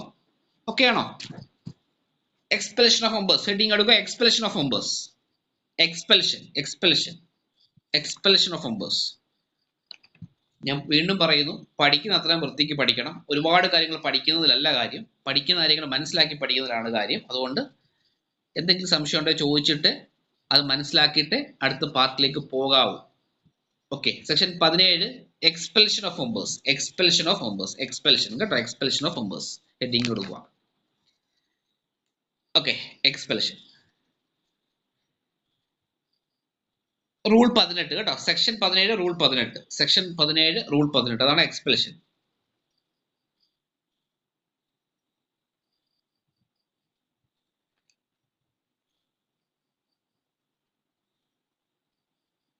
ഒരംഗത്തെ പുറത്താക്കും അല്ലെ, അതായത് സംഘത്തിന്റെ പ്രവർത്തനത്തിന് വിരുദ്ധമായി പ്രവർത്തിക്കുക, ആക്ടിനും റൂളിനും വിരുദ്ധമായിട്ട് പ്രവർത്തിക്കുക, സംഘം ഏറ്റെടുത്ത് നടത്തുന്ന പ്രവർത്തനങ്ങൾ അതേപടി നടത്തുക, അങ്ങനെയൊക്കെ ചെയ്യുന്ന ആളുകളുണ്ട്. അവരെയാണ് സംഘത്തിന്റെ മെമ്പർഷിപ്പിൽ നിന്ന് എക്സ്പെൽ ചെയ്യുന്നത്. എന്ത് ചെയ്യുന്നത്? എക്സ്പെൽ ചെയ്യുന്നത്. മറന്നുപോകൽ പഠിച്ചു വെച്ചേക്കണം. എക്സ്പെൽ ചെയ്യുന്നത് കേട്ടോ, എക്സ്പെൽ ചെയ്യുന്നത്. ഇപ്പം ഒരു വ്യക്തി സംഘത്തിൽ മെമ്പറാണ്, ആ സംഘത്തിനെതിരെ കുറ്റം പറഞ്ഞുകൊണ്ട് നടക്കുന്നു. വളരെ അവിടെ ഡെപ്പോസിറ്റ് സ്വീകരിച്ചാൽ എല്ലാം മാനേജിംഗ് കമ്മിറ്റി ഞങ്ങൾ കൊണ്ടുപോവുകയാണ്, അല്ലെ അവിടെ അങ്ങനെയാണ് ഇങ്ങനെയാണ് എന്നൊക്കെ പറഞ്ഞ ആ സംഘത്തെ വളരെ മോശമായി ചിത്രീകരിക്കുന്നു. അതൊരു എക്സ്പെൽഷന് കാരണമായേക്കാം, തെളിവുകളുണ്ടെങ്കിൽ അല്ലെ. ആ സംഘത്തിന് ആക്ടിംഗ് റൂളിനും വിരുദ്ധമായിട്ട് പ്രവർത്തിക്കും. ആ സംഘം നടത്തുന്ന അതേ പ്രവർത്തനം അപ്പുറത്ത് പെട്ടിക്കടയിട്ട് ചെയ്യുന്നു. പറഞ്ഞ മനസ്സിലായോ? മെമ്പർഷിപ്പ് കൊണ്ട് ആ സംഘത്തിന് അതേ പ്രവർത്തനം തന്നെ ഏറ്റെടുത്ത് നടത്തുന്നു. അപ്പൊ അങ്ങനെയൊക്കെ ചെയ്യുമ്പോഴത്തേക്ക് മെമ്പറെ എക്സ്പെൽ ചെയ്യാനുള്ള റൈറ്റ് ഉണ്ട് അല്ലെ. എ കോപ്പി ഓഫ് റെസൊല്യൂഷൻ, അതായത് ഇങ്ങനെ ഒരു മെമ്പറെ എക്സ്പെൽ ചെയ്യാൻ തീരുമാനിച്ചു കഴിഞ്ഞാൽ ഒരു കോപ്പി, ആ തീരുമാനത്തിന്റെ ഒരു പകർപ്പ് ആ മെമ്പറിന് നൽകണം. എത്ര നാളുള്ളിൽ നൽകണം? ആർക്കെങ്കിലും പറയാമോ? കമ്മ്യൂണിക്കേറ്റ് ചെയ്യേണ്ടത് എത്ര നാളുള്ളിലാണ്? വിത്തിൻ 15 days കേട്ടോ, വിത്തിൻ 15 days. ഓക്കെ ആണല്ലോ. അതോടൊപ്പം തന്നെ അദ്ദേഹത്തിന്റെ ഷെയർ എന്ത് ചെയ്യും? കണ്ടുകിട്ടും കേട്ടോ. അദ്ദേഹത്തിന്റെ ഷെയർ കണ്ടുകിട്ടും. അദ്ദേഹം കുറ്റം ചെയ്തു എന്ന് തെളിയിച്ചു കഴിഞ്ഞാൽ സംഘത്തിന്റെ ഷെയർ, അദ്ദേഹത്തിന്റെ ഷെയർ എന്ത് ചെയ്യും? എക്സ്പ്ലഷന്റെ കേസിൽ ഷെയർ കണ്ടുകിട്ടും കേട്ടോ. കണ്ടുകിട്ടും എന്ന് പറഞ്ഞാൽ എന്താണ്? ഫോർഫീച്ചർ ചെയ്യും അല്ലെ. ഫോർഫീച്ചർ ഓഫ് ഷെയർ എന്ന് പറയും അല്ലെ. ഓക്കെ. എന്നാൽ ഒരു പേഴ്സണെ നമ്മൾ റിമൂവ് ചെയ്യുകയാണെങ്കിലോ അതായത് ആ പേഴ്സൺ മെമ്പർഷിപ്പ് എടുത്തു കഴിഞ്ഞപ്പോൾ അദ്ദേഹത്തിന് അവിടെ വീടും വസ്തുവൊക്കെ ഉണ്ടായിരുന്നു. എന്നാൽ അദ്ദേഹം മറ്റൊരു സ്ഥലത്തേക്ക് വീടും സ്ഥലവും വിറ്റിട്ട് പോയി. അദ്ദേഹത്തിന് അവിടെ മെമ്പർഷിപ്പിന് പിന്നെ യോഗ്യതയുണ്ടോ? ആ സംഘത്തിന് മെമ്പർഷിപ്പിന് യോഗ്യതയുണ്ടോ? അദ്ദേഹം അവിടെ എല്ലാം വിറ്റിട്ട് വേറെ സ്ഥലത്ത് പോയി. അപ്പോൾ അദ്ദേഹത്തിന്റെ മെമ്പർഷിപ്പിന് യോഗ്യതയുണ്ടോ? അദ്ദേഹം സംഘത്തിനെതിരായിട്ട് എന്തെങ്കിലും കാര്യം ചെയ്തിട്ടുണ്ടോ? അദ്ദേഹത്തെ എക്സ്പെൽ ചെയ്യുവോ റിമൂവ് ചെയ്യുവോ? പറയടി. അദ്ദേഹത്തെ എക്സ്പെൽ ചെയ്യുവോ റിമൂവ് ചെയ്യുവോ? നിങ്ങളുടെ അഭിപ്രായം എന്താ? റിമൂവ് ചെയ്യും. അങ്ങനെ റിമൂവ് ചെയ്യുകയാണെങ്കിൽ അയാളുടെ ഷെയർ കൊടുക്കും കേട്ടോ. റിമൂവ് ചെയ്യുകയാണെങ്കിൽ ഷെയർ കൊടുത്തു വിടും. അതല്ല ഇതുപോലെ എക്സ്പെൽഷൻ ആണ് നടത്തുന്നതെങ്കിൽ ആ ഷെയർ കണ്ടുകിട്ടും. ഫോർഫീച്ചർ ഓഫ് ഷെയർസ് ആണ് കേട്ടോ. അത് നിങ്ങൾ ഓർത്ത് വെച്ചേക്കണം. അപ്പം അംഗത്തെ 15 ദിവസത്തിനുള്ളിൽ അറിയിക്കണം. അതിനുവേണ്ടി സ്പെഷ്യൽ ജനറൽ ബോഡി വിളിച്ച് എന്താണ് 3/2 മജോറിറ്റിയിൽ വോട്ട് ചെയ്യണം അല്ലേ? അത് പാസ്സാക്കണം. Forfeiture of shares. പിന്നെ അദ്ദേഹത്തിന് ഒരു വർഷത്തേക്ക് അംഗത്വം എടുക്കാൻ പറ്റില്ല കേട്ടോ. ഒരു വർഷത്തേക്ക് അംഗത്വം എടുക്കാൻ പറ്റത്തില്ല. അതുകൊണ്ട് ഓർത്ത് വെച്ചേക്കണം. അതായത് A member who has been expelled eligibility for readmission after 1 year from the date of expulsion. After 1 year കേട്ടോ, മറന്നുപോകൽ പഠിച്ചേക്കണം. After 1 year from the date of expulsion. Okay, അതുകൂടെ ഓർത്ത് വെച്ചേക്കണം. അതാണ് സെക്ഷൻ 17 റൂൾ 18 പറയുന്നത്. ഒന്നുമില്ല, പഠിച്ചു വെക്കാം കേട്ടോ. പറഞ്ഞ കാര്യങ്ങൾ നിങ്ങൾ ഷോർട്ട് നോട്ട് കൊടുക്കുക. ബാക്കി നോട്ട്സ് ഒക്കെ നിങ്ങൾക്ക് കൃത്യമായിട്ടുണ്ടാവും. അത് വെച്ച് നിങ്ങൾ നല്ല നോട്ട് എഴുതി പ്രിപ്പയർ ചെയ്ത് പഠിച്ചു പോകണം. ഞാൻ ഈ പറയുന്ന കാര്യങ്ങൾ നിങ്ങൾ നോട്ട് ചെയ്യുമ്പോൾ നിങ്ങൾക്ക് ഷോർട്ട് മെമ്മറിയിൽ ഈ കാര്യങ്ങൾ നിങ്ങളെ സേവ് ചെയ്യും. പിന്നെ നിങ്ങൾക്ക് നോട്ട്സും കൂടെ ആകുമ്പോൾ ഞാൻ പറഞ്ഞു, നോട്ട്സ് നിങ്ങൾക്ക് ആർക്കെങ്കിലും ഓപ്പൺ ആകാതെ വരികയാണെങ്കിൽ നിങ്ങൾ അതിൻ്റെ ഞാൻ വോയിസ് ഇട്ടിട്ടുണ്ടായിരുന്നു, അത് രീതി ചെയ്യുക കേട്ടോ. ചെയ്താൽ കിട്ടും. കാരണം ബാക്കി കുട്ടികൾക്ക് കിട്ടുന്നുണ്ട് അങ്ങനെ ചെയ്ത് കഴിഞ്ഞപ്പോഴത്തേക്ക്. അപ്പോൾ ആ രീതി ചെയ്ത് കഴിഞ്ഞാൽ അവിടെ നിങ്ങൾക്ക് അവിടെ പ്രശ്നം ഉണ്ടാകത്തില്ല. നോട്ട്സ് നിങ്ങൾക്ക് അവൈലബിൾ ആവും. കാരണം ഓരോ ഫോൺ എൻ്റെ കാര്യങ്ങളൊക്കെയാണ്. അത് നിങ്ങൾക്ക് ചെയ്യാൻ പറ്റുന്ന കാര്യങ്ങളേ ഉള്ളൂ. അതനുസരിച്ച് ചെയ്യണം കേട്ടോ. ഓക്കെ, അപ്പം അതിനകത്ത് അവിടെയും പ്രശ്നമില്ല. അപ്പോൾ section 16 section 17 rule 18 section 16 rule 16 section 17 rule 18. അപ്പം അത്രയും കാര്യങ്ങൾ മനസ്സിലാക്കി എന്ന് ഞാൻ പ്രതീക്ഷിക്കും. ഓക്കെ, സെക്ഷൻ 17ലും റൂൾ 18ലും ഒരേ കാര്യങ്ങളാണ് പറയണം അല്ലേ? പഠിച്ചു വെച്ചേക്കണം. ഇനി നമുക്ക് പഠിക്കേണ്ടത്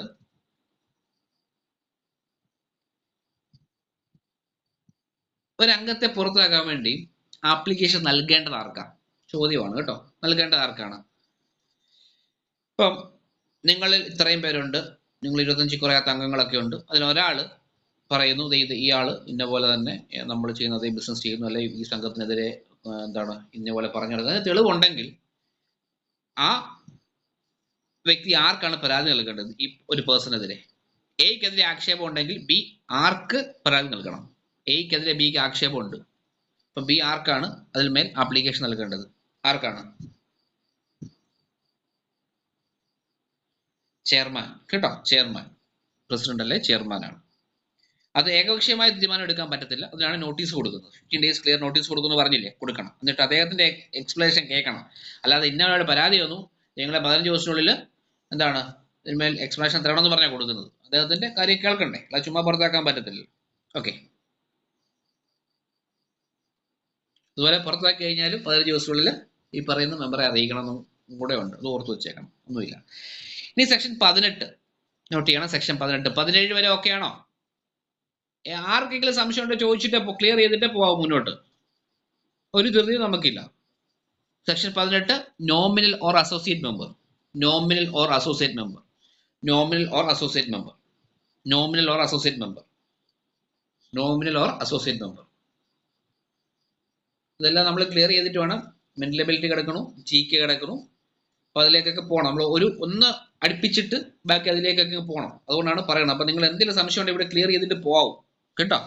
okay, nominal or associate member എന്ന് പറഞ്ഞാൽ എന്താ മക്കളെ? നോമിനൽ ഓർ അസോസിയേറ്റ് മെമ്പർ എന്ന് വെച്ചാൽ എന്താണ്? A society may admit any individual as A nominal or associate member. ഒരു സൊസൈറ്റിക്ക് ഏതൊരു വ്യക്തിയെയും ഏതൊരു ഇൻഡിവിജ്വലിനെയും അവിടെ ഈ പറഞ്ഞ ക്രൈറ്റീരിയസ് ഒന്നുമില്ല. ഏത് ക്രൈറ്റീരിയ? അവിടെ സ്ഥലം ഉണ്ടായിരിക്കണം, അങ്ങനെയുള്ള കാര്യങ്ങളൊന്നുമില്ല കേട്ടോ.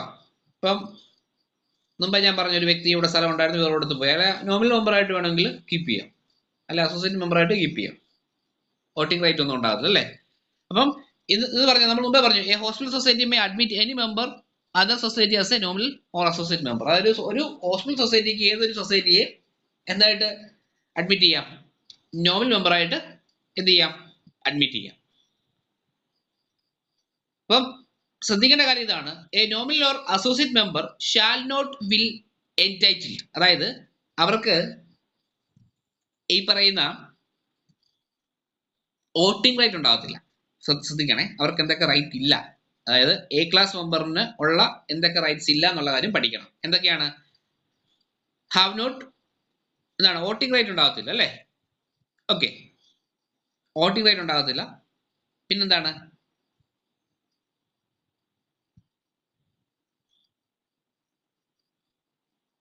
പിന്നെന്തൊക്കെയാ, നിങ്ങൾക്ക് എന്തൊക്കെ അറിയാം?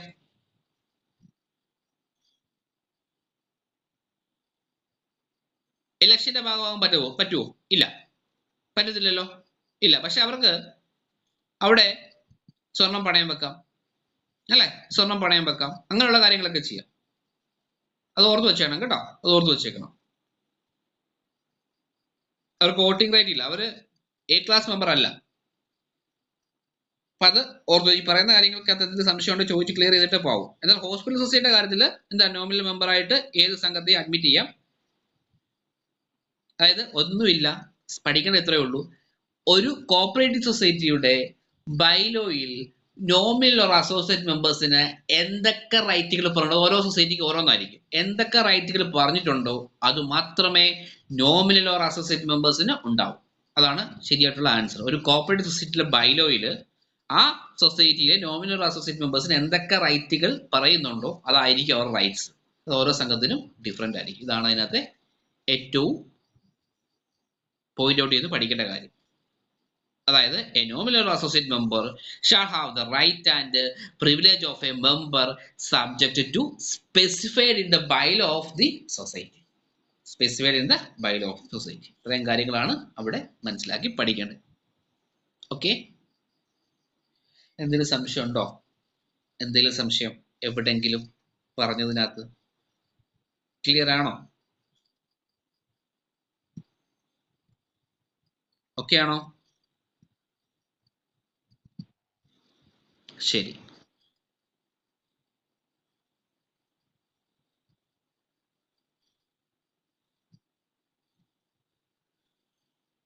ഓക്കെ, ഇനി സെക്ഷൻ 19 റൂൾ 20. എ മെമ്പർ, ഇതാ സെക്ഷൻ 19 റൂൾ 20 എന്താ പറയുന്നത്? Member not to exercise right till due payment made. അതായത് ഒരു സഹകരണ സംഘത്തിലെ ഒരു മെമ്പർഷിപ്പ് ലഭിക്കണമെങ്കിൽ അവിടെ എന്തൊക്കെ ഫീസുകൾ അടയ്ക്കാനുണ്ട്, ആ സംഘത്തിന്റെ നിയമപരമായിട്ട് ബൈലോ പ്രകാരം എന്തൊക്കെ ഫീസുകൾ അവിടെ അടയ്ക്കും. രജിസ്ട്രേഷൻ ഫീസ് ഉണ്ടായിരിക്കാം, അല്ല അവരുടെ എന്തെങ്കിലുമൊക്കെ ഫീസുകൾ കാണും. ആ ഫീസുകൾ അടച്ചു കഴിഞ്ഞാൽ മാത്രമേ അവിടെ മെമ്പറായിട്ട്, ആ സൊസൈറ്റിയിലെ മെമ്പറായിട്ട് മാറത്തുള്ളൂ. അതായത് member not to exercise right till due payment made. അതാണ്, a member of a society shall not exercise the right unless such payment to be society prescribed by rules and bylaw. Bylaw പ്രകാരം, rules and regulation പ്രകാരം ഫീസുകൾ അടയ്ക്കേണ്ടതായിട്ടുണ്ട്. ഒരു മെമ്പർഷിപ്പിന് വേണ്ടി അവിടെ കുറച്ച് ഫീസുകൾ കാണുമല്ലോ, എന്താ അഡ്മിഷൻ ഫീസ്, അങ്ങനെ കുറെ കാര്യങ്ങൾ അവിടെ ഉണ്ട്. അതെല്ലാം, ആ പേയ്മെന്റ് എല്ലാം അടച്ച് തീരുമ്പോഴാണ് അദ്ദേഹം എന്താകുന്നത്, ഒരു മെമ്പറായിട്ടും. അതാണ് സെക്ഷൻ 19 പറയുന്നത്. ഓക്കെ, ഇനി 19B ആ പഠിക്കേണ്ടത്. ഞാൻ ഈ 19A ഒന്നും ഇല്ലാത്ത ഒമിറ്റഡ് ആണ് കേട്ടോ. 19B എന്ന് പറഞ്ഞാൽ right of a member to get information ആണ് 19B. Right of a member to get information. Every society shall keep open to inspection its members the following items on free of charge. അതായത് ഇപ്പൊ കുറച്ച് items ഉണ്ട്, ഞാനത് പറയാം. അതായത് ഒരു സഹകരണ സംഘത്തിലെ ഇൻഫർമേഷൻ, സഹകരണ സംഘവുമായി ബന്ധപ്പെട്ട ഇൻഫർമേഷൻ കിട്ടാൻ വേണ്ടി, വിവരങ്ങൾ കിട്ടാൻ വേണ്ടി അംഗങ്ങൾക്ക് ഉള്ള അവകാശത്തെ പറ്റിയാണ് സെക്ഷൻ 19B പറയുന്നത്. അത് ഫ്രീ ഓഫ് കോസ്റ്റിലാണ് കേട്ടോ. Act, rule, bylaw, register of members, അങ്ങനെയുള്ള കാര്യങ്ങളെല്ലാം, അതുപോലെ ലേറ്റസ്റ്റ് ഓഡിറ്റഡ് ബാലൻസ് ഷീറ്റ്, ഇതെല്ലാം ഒരു മെമ്പർക്ക് പരിശോധിക്കാം, ഫ്രീ ഓഫ് കോസ്റ്റിൽ പരിശോധിക്കാം. എന്തൊക്കെയാണെന്നുള്ള കാര്യം നിങ്ങൾ നോട്ട് ചെയ്യണം. ചെയ്യുവാണെങ്കിൽ ചോദിക്കാം. താഴെ തന്നിരിക്കുന്നവയിൽ ഫ്രീ ഓഫ് കോസ്റ്റിൽ സെക്ഷൻ 19B പ്രകാരം, 19B പ്രകാരം അംഗത്തിന് പരിശോധിക്കാൻ പറ്റുന്ന എന്തൊക്കെയാണെന്ന് ചോദിക്കും. ഒന്ന്, updated copy of KCS act. ഒന്ന്, updated copy of KCS act. Updated copy of KCS act. Updated copy of KCS act. Updated copy of KCS act. എന്താണ് updated copy of KCS act? Updated copy of updated copy of KCS act. Updated copy of KCS act. Updated copy of KCS act. Updated copy of KCS act. Updated copy of KCS act. പിന്നെ updated copy of KCS rule, updated copy of KCS rules, updated copy of KCS rules, updated copy of KCS rules, updated copy of KCS rules, updated copy of KCS rules, പിന്നെ updated copy of bylaw, updated copy of bylaw, പിന്നെ register of members, latest audited balance sheet, latest audited balance sheet,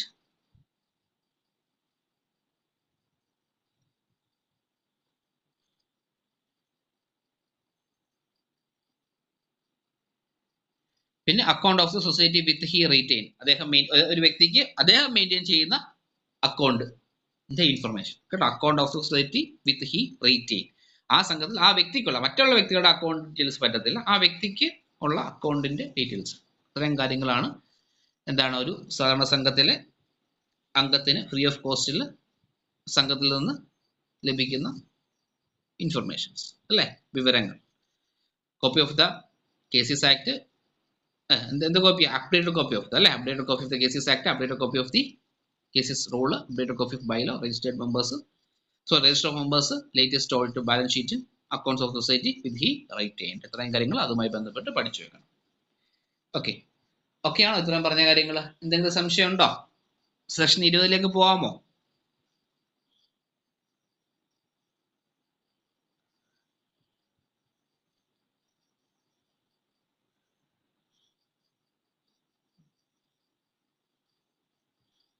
okay, എന്തെങ്കിലും സംശയം ഉണ്ടോ?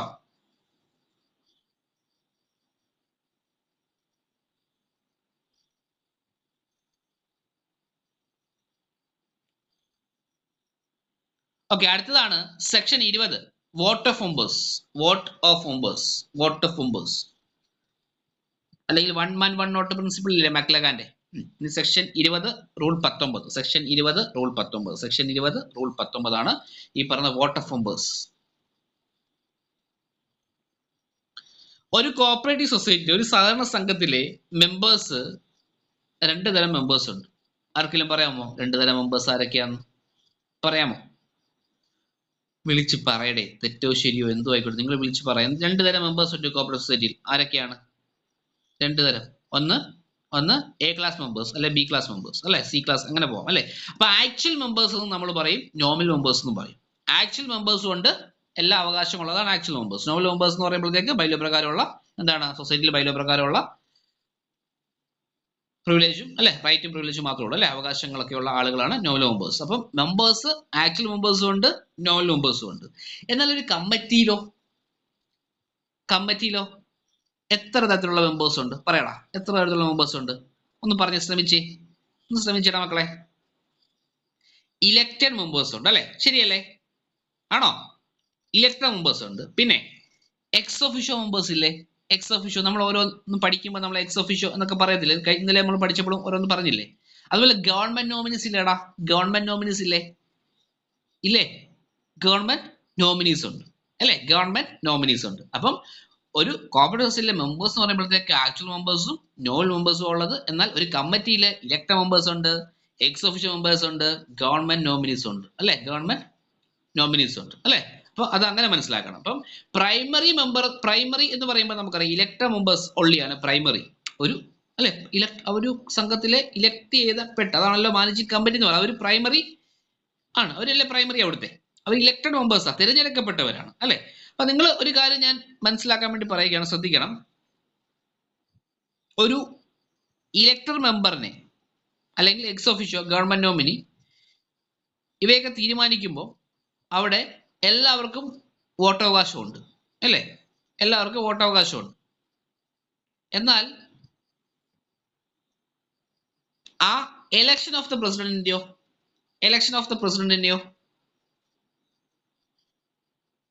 അവിടെ ആർക്കൊക്കെയാ right ഉള്ളത്? ഒരു പ്രസിഡന്റിനെ തിരഞ്ഞെടുക്കുമ്പോൾ അവിടെ ആർക്കാ റൈറ്റ് ഉള്ളത്? മെമ്പേഴ്സിനെ എലക്ട് ചെയ്യുമ്പോഴത്തേക്ക് എക്സ് ഒഫീഷ്യോ ഉണ്ടായിരിക്കാം, ഗവൺമെന്റ് നോമിനീസ് ഉണ്ട്. തീരുമാനം എടുക്കുമ്പോൾ എല്ലാവർക്കും വോട്ടിംഗ് റൈറ്റ് ഉണ്ട് അല്ലേ, മെമ്പേഴ്സിന് എല്ലാവർക്കും ഇല്ലേ? എടാ, ഒരു സൊസൈറ്റിയിൽ 500 പേരുണ്ടെങ്കിൽ 500 പേർക്കും വോട്ടിംഗ് റൈറ്റ് ഇല്ലേ? ഉണ്ട്. പക്ഷെ പ്രസിഡന്റിനെ തിരഞ്ഞെടുക്കുമ്പോൾ ഉണ്ടോ? എടാ, ഒരു 7 മുതൽ 15 14 പറഞ്ഞേ, ഒരു മിനിമം എത്ര ഒരു പാക്സിൽ മെമ്പർഷിപ്പ് എത്ര? 7 മുതൽ നിങ്ങൾ എന്തെങ്കിലും മിണ്ടാതിരിക്കുന്നേ 7 മുതൽ ഒരു പ്രൈമറി സഹകരണ സംഘം കേട്ടോ ഒന്നുകൂടെ പറ 7 മുതൽ 15 വരെ. എന്നാൽ അപ്പെക്സ് ആണെങ്കിൽ 7 മുതൽ 21 വരെ. 7 മുതൽ 21 വരെ. പ്രൈമറി ആണ് 7 മുതൽ 15, മിനിമം 7 മാക്സിമം 15. അപ്പെക്സ് ആണെങ്കിൽ മിനിമം 7 മാക്സിമം 21 ആണല്ലോ. അപ്പം ഈ ആളുകളെ എലക്ട് ചെയ്യുന്നത് ടോട്ടൽ മെമ്പേഴ്സ് വോട്ട് ചെയ്തിട്ടാണ്. അവർ ഇൻക്ലൂഡ് ആയിട്ടുള്ള ടോട്ടൽ മെമ്പേഴ്സ് ഉള്ള ആളുകൾ എന്ത് ചെയ്തിട്ടാണ് വോട്ട് ചെയ്തിട്ടാണ് ഇവരെ തിരഞ്ഞെടുക്കുന്നത് ആണല്ലോ. ഓക്കെ, അത് സംശയമില്ലല്ലോ. ഇലക്ടഡ് മെമ്പേഴ്സിനെ എക്സ് ഒഫീഷ്യ ഗവൺമെന്റ് നോമിനീസ് ഇതെല്ലാം തീരുമാനം എടുക്കുമ്പോൾ എല്ലാവർക്കും വോട്ടിംഗ് റൈറ്റ് ഉണ്ട്. ക്ലിയർ, അതിനകത്ത് പ്രശ്നമൊന്നുമില്ല. ഇനി ഇലക്ഷൻ ഓഫ് ദ പ്രസിഡന്റ് ആണെങ്കിലോ അവിടെ ഇലക്ടഡ് മെമ്പേഴ്സിനും ഗവൺമെന്റ് നോമിനീസിനുമാണ് എന്ത് എന്ത് എന്ത് വോട്ടിംഗ് റൈറ്റ് ഉള്ളത്. പഠിച്ചു വെക്കണം കേട്ടോ. ഇലക്ടഡ് മെമ്പേഴ്സിനും ആ തിരഞ്ഞെടുക്കപ്പെട്ട ആളുകളില്ലേ അവർക്കും ഗവൺമെന്റ് നോമിനീസിനുമാണ് എന്തുള്ളത് വോട്ടിംഗ് റൈറ്റ് ഉള്ളത്. വോട്ടിംഗ് റൈറ്റ് ഉള്ളത്. ഓക്കെ. എന്നാൽ പ്രസിഡന്റ് ആയിട്ട് മത്സരിക്കാനോ ആർക്കാ വോട്ടിംഗ് റൈറ്റ് ഉള്ളത്? അങ്ങനെ ചോദിച്ചാലോ ആർക്കാണ് അവിടെ പ്രസിഡന്റ് ആയിട്ട് മത്സരിക്കാൻ അവിടെ ആർക്കാണ് വോട്ടിംഗ് റൈറ്റ് ഉള്ളത്? ഇലക്ടഡ് മെമ്പറിന് മാത്രം അല്ലെ, ഇലക്ടഡ് മെമ്പേഴ്സിന് മാത്രം. ജസ്റ്റ് ഒരു അവയർനെസ് വേണ്ടി ഞാൻ പറഞ്ഞതേ ഉള്ളൂ. അല്ലാതെ ഈ 7 മുതൽ 14 വരെ ആളുണ്ടെങ്കിൽ അതിൽ നിന്ന് ഒരാളായിരിക്കുമല്ലോ ഈ പറയുന്ന ആരാകുന്നത് പ്രസിഡന്റ് ആകുന്നത് അല്ലേ. അപ്പൊ ഇലക്ടഡ് മെമ്പേഴ്സിന് മാത്രമേ ഉള്ളൂ. ജസ്റ്റ് ഒന്ന് ഓർത്ത് വെക്കാൻ വേണ്ടി പറഞ്ഞതാണ്. വലിയ കൺഫ്യൂഷനിലേക്ക് പോകണ്ട. Okay okay. അതുപോലെ തന്നെ ഇലക്ഷൻ 60 ദിവസം മുമ്പ് അംഗത്വം എടുത്ത ആളുകൾക്ക് മാത്രം. അത് സെക്ഷൻ 20A പറയുന്നുണ്ട്. സെക്ഷൻ 20A പറയുന്നത് ഇലക്ഷന് മുമ്പ് 60 ദിവസം അല്ലെ, ഇലക്ഷന് 60 ദിവസം മുമ്പ് അംഗത്വം എടുത്തവർക്ക് മാത്രമേ വോട്ടിംഗ് റൈറ്റ് ഉള്ളൂ കേട്ടോ. അംഗത്വം എടുത്തില്ലെങ്കിൽ വോട്ടിംഗ് റൈറ്റ് ഇല്ല എന്നാണ് സെക്ഷൻ 20 പറയുന്നത്. ഇലക്ഷന് 60 ദിവസം മുമ്പ് മെമ്പർഷിപ്പിൽ ആളില്ലെങ്കിൽ, അംഗത്വം എടുത്തിട്ടില്ലെങ്കിൽ അവർക്ക് വോട്ട് ചെയ്യാനുള്ള റൈറ്റ് ഇല്ല. നിങ്ങൾ മനസ്സിലാക്കേണ്ടത് ഇലക്ഷൻ പ്രഖ്യാപിച്ച് 60 ദിവസത്തിനുള്ളിൽ മെമ്പർഷിപ്പിലുള്ള ആളുകൾക്ക് മാത്രം വോട്ടിംഗ് റൈറ്റ് ഉള്ളൂ എന്നുള്ളതാണ് നിങ്ങൾ മനസ്സിലാക്കി വെക്കേണ്ടത്. എല്ലാ മെമ്പേഴ്സിനും ഒറ്റ വോട്ടാണ് ഉള്ളത് കോപ്പറേറ്റീവ് സൊസൈറ്റി. 1 man 1 vote എന്ന് പറയും അല്ലോ, അറിയാലോ. 1 man 1 vote. Every member of a society shall have 1 vote. മറന്നു പോലും പഠിച്ചു വെച്ചേക്കണം. ഇപ്പൊ നമ്മൾ പറഞ്ഞു member admit within 60 days prior to the date of election shall not have voting right. പറഞ്ഞല്ലോ, സെക്ഷൻ 20A പറയുന്നത് അല്ലേ. ഓക്കെ. അതുപോലെ nominal member shall not have voting right. അതായത് nominal or assistant members section 18 അല്ലെ, സെക്ഷൻ 18 പ്രകാരം അല്ലെ അവർക്ക് എന്താണ് വോട്ടിംഗ് റൈറ്റ് ഇല്ല. അത് ഓർത്ത് വെച്ചേക്കണം.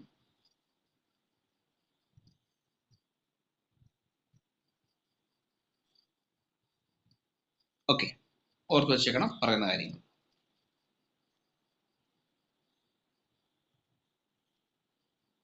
ഈക്വൽ ഡോട്ട് വന്നാലോ? ഈക്വൽ ഡോട്ട് വരികയാണ്. അങ്ങനെയാണെങ്കിലോ ഇപ്പം in the case of equality of vote chairman shall have second vote അല്ലെങ്കിൽ കാസ്റ്റിംഗ് വോട്ട് എന്ന് പറയും കേട്ടോ. സെക്കൻഡ് വോട്ട് അല്ലെങ്കിൽ കാസ്റ്റിംഗ് വോട്ട് എന്ന് പറയും. ഇത്രയും കാര്യങ്ങൾ ഇതുമായി ബന്ധപ്പെട്ട് പഠിച്ചു വെച്ചേക്കണം. എല്ലാ കാര്യങ്ങളും ബേസ് മുതലുള്ള കാര്യങ്ങൾ ഓൾമോസ്റ്റ് എല്ലാം നമ്മൾ പറയുന്നുണ്ട്. ചോദിച്ചതും ചോദിക്കാൻ സാധ്യതയുള്ളതും എല്ലാം അവിടെ പറയുന്ന കാര്യങ്ങൾ അതുപോലെ വായിച്ചു വിടുവല്ല. ഓരോ ക്വസ്റ്റ്യനായിട്ടാണ് ഞാൻ പറഞ്ഞിട്ടുള്ളത്. ശ്രദ്ധിച്ച് മനസ്സിലാക്കി പഠിച്ച് വേണം പോകാൻ വേണ്ടി. Okay okay. എന്തെങ്കിലും സംശയം ഉണ്ടോ ചോദിക്കാം കേട്ടോ.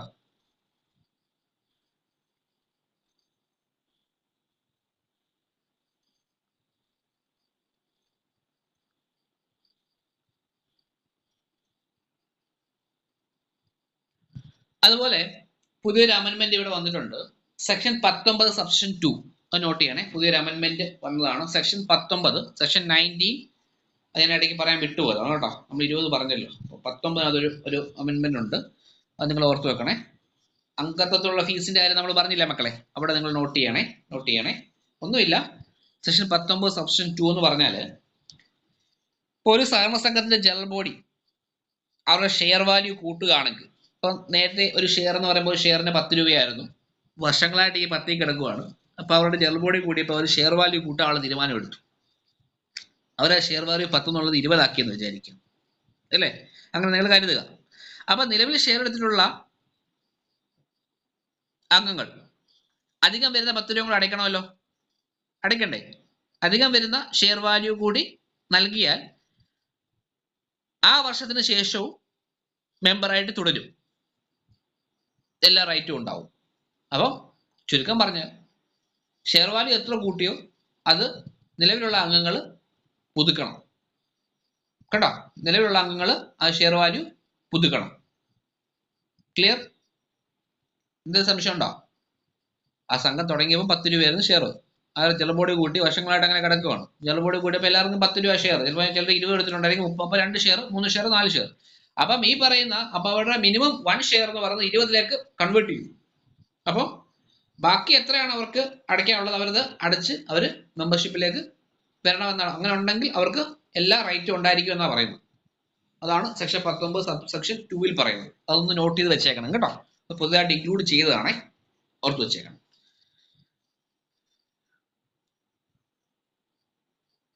എന്തെങ്കിലും സംശയം ഉണ്ടോ ഇതുമായി ബന്ധപ്പെട്ട്? ഇപ്പൊ പറഞ്ഞതുമായി ബന്ധപ്പെട്ട് നമ്മൾ സെക്ഷൻ ഇപ്പം 20 വരെ പറഞ്ഞല്ലേ, 20 വരെ പറഞ്ഞു. ഈ പറഞ്ഞതിനകത്ത് എന്തെങ്കിലും സംശയം ഉണ്ടോ? എവിടെയെങ്കിലും എന്തെങ്കിലും ഞാൻ ഓടിച്ചു വിട്ട് പറയുമോ? ഒന്നും ചെയ്യുന്നില്ല, വളരെ സാവകാശം ആണ് ഓരോ സെക്ഷനും പറയുന്നത്. അവിടെ എന്തെങ്കിലും സംശയം ഉണ്ടെങ്കിൽ ചോദിക്കണം, എവിടെയെങ്കിലും സംശയം ഉണ്ടെങ്കിൽ ചോദിക്കണം. ഇമ്പോർട്ടൻസ് റൂൾസിൻ്റെ കൂടെ നമ്മൾ പറഞ്ഞു പോകും. പക്ഷെ നോട്ട്സിനകത്ത് റൂൾസ് ഇൻക്ലൂഡ് ആയിട്ടുള്ള റൂൾസ് എല്ലാം ഉണ്ടായിരിക്കും കേട്ടോ. എല്ലാം നമ്മൾ പറയത്തില്ല, വളരെ പ്രധാനപ്പെട്ട കാര്യങ്ങൾ മാത്രമേ പറഞ്ഞു പോകത്തുള്ളൂ. അപ്പോൾ അതുകൊണ്ട് നോട്ട്സിനകത്ത് ഉണ്ടായിരിക്കും. എന്നാൽ വളരെ പ്രധാനപ്പെട്ട ഇതുവരെ ചോദിച്ചിട്ടുള്ളതും സാധ്യതയുള്ളതും മാത്രമേ നമ്മൾ പറഞ്ഞു പോകത്തുള്ളൂ. ഈ പറയുന്ന കൂട്ടത്തിൽ ഈ റൂൾ എന്ന് പറഞ്ഞാൽ എന്താണെന്ന് ചോദിച്ചാൽ നമുക്കറിയാം, സെക്ഷനെ ഡിഫൈൻ ചെയ്യുന്ന റൂളിനകത്താണ്. അപ്പോൾ സെക്ഷനകത്ത് അതിൻ്റെ ഹെഡിങ് മാത്രമേ കാണത്തുള്ളൂ. ബാക്കി പറയുന്ന കാര്യങ്ങളെല്ലാം റൂളിൽ പറയുന്ന കാര്യങ്ങൾ തന്നെയാണ് കേട്ടോ. അതുകൊണ്ടാണ് പ്രധാനപ്പെട്ട റൂൾസ് പറഞ്ഞു പോകും. ഓക്കെ, റൂൾസിനകത്ത് ഉണ്ടാവുകയും ചെയ്യും. അപ്പോൾ ഇതുവരെ പറഞ്ഞതിനകത്ത് എന്തെങ്കിലും സംശയം ഉണ്ടോ? സെക്ഷൻ 20 വരെ നമ്മൾ പറഞ്ഞു. ഉണ്ടെങ്കിൽ ചോദിക്കാം, ഇല്ലെങ്കിൽ നോ എന്ന് കമന്റ് ചെയ്യാം, ക്ലിയർ ആണെന്ന് കമന്റ് ചെയ്യാം, അല്ലെങ്കിൽ പറയാം. അല്ല ഇന്ന ഒന്നുകൂടെ പറയണമെന്നുണ്ടെങ്കിൽ അത് ചോദിക്കാം. അതൊക്കെ നിങ്ങളുടെ റൈറ്റ് ആണ്.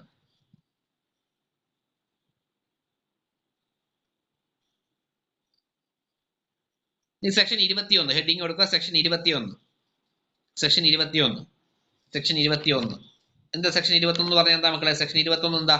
ആർക്കെങ്കിലും പറയാമോ സെക്ഷൻ 21? എനിവൺ?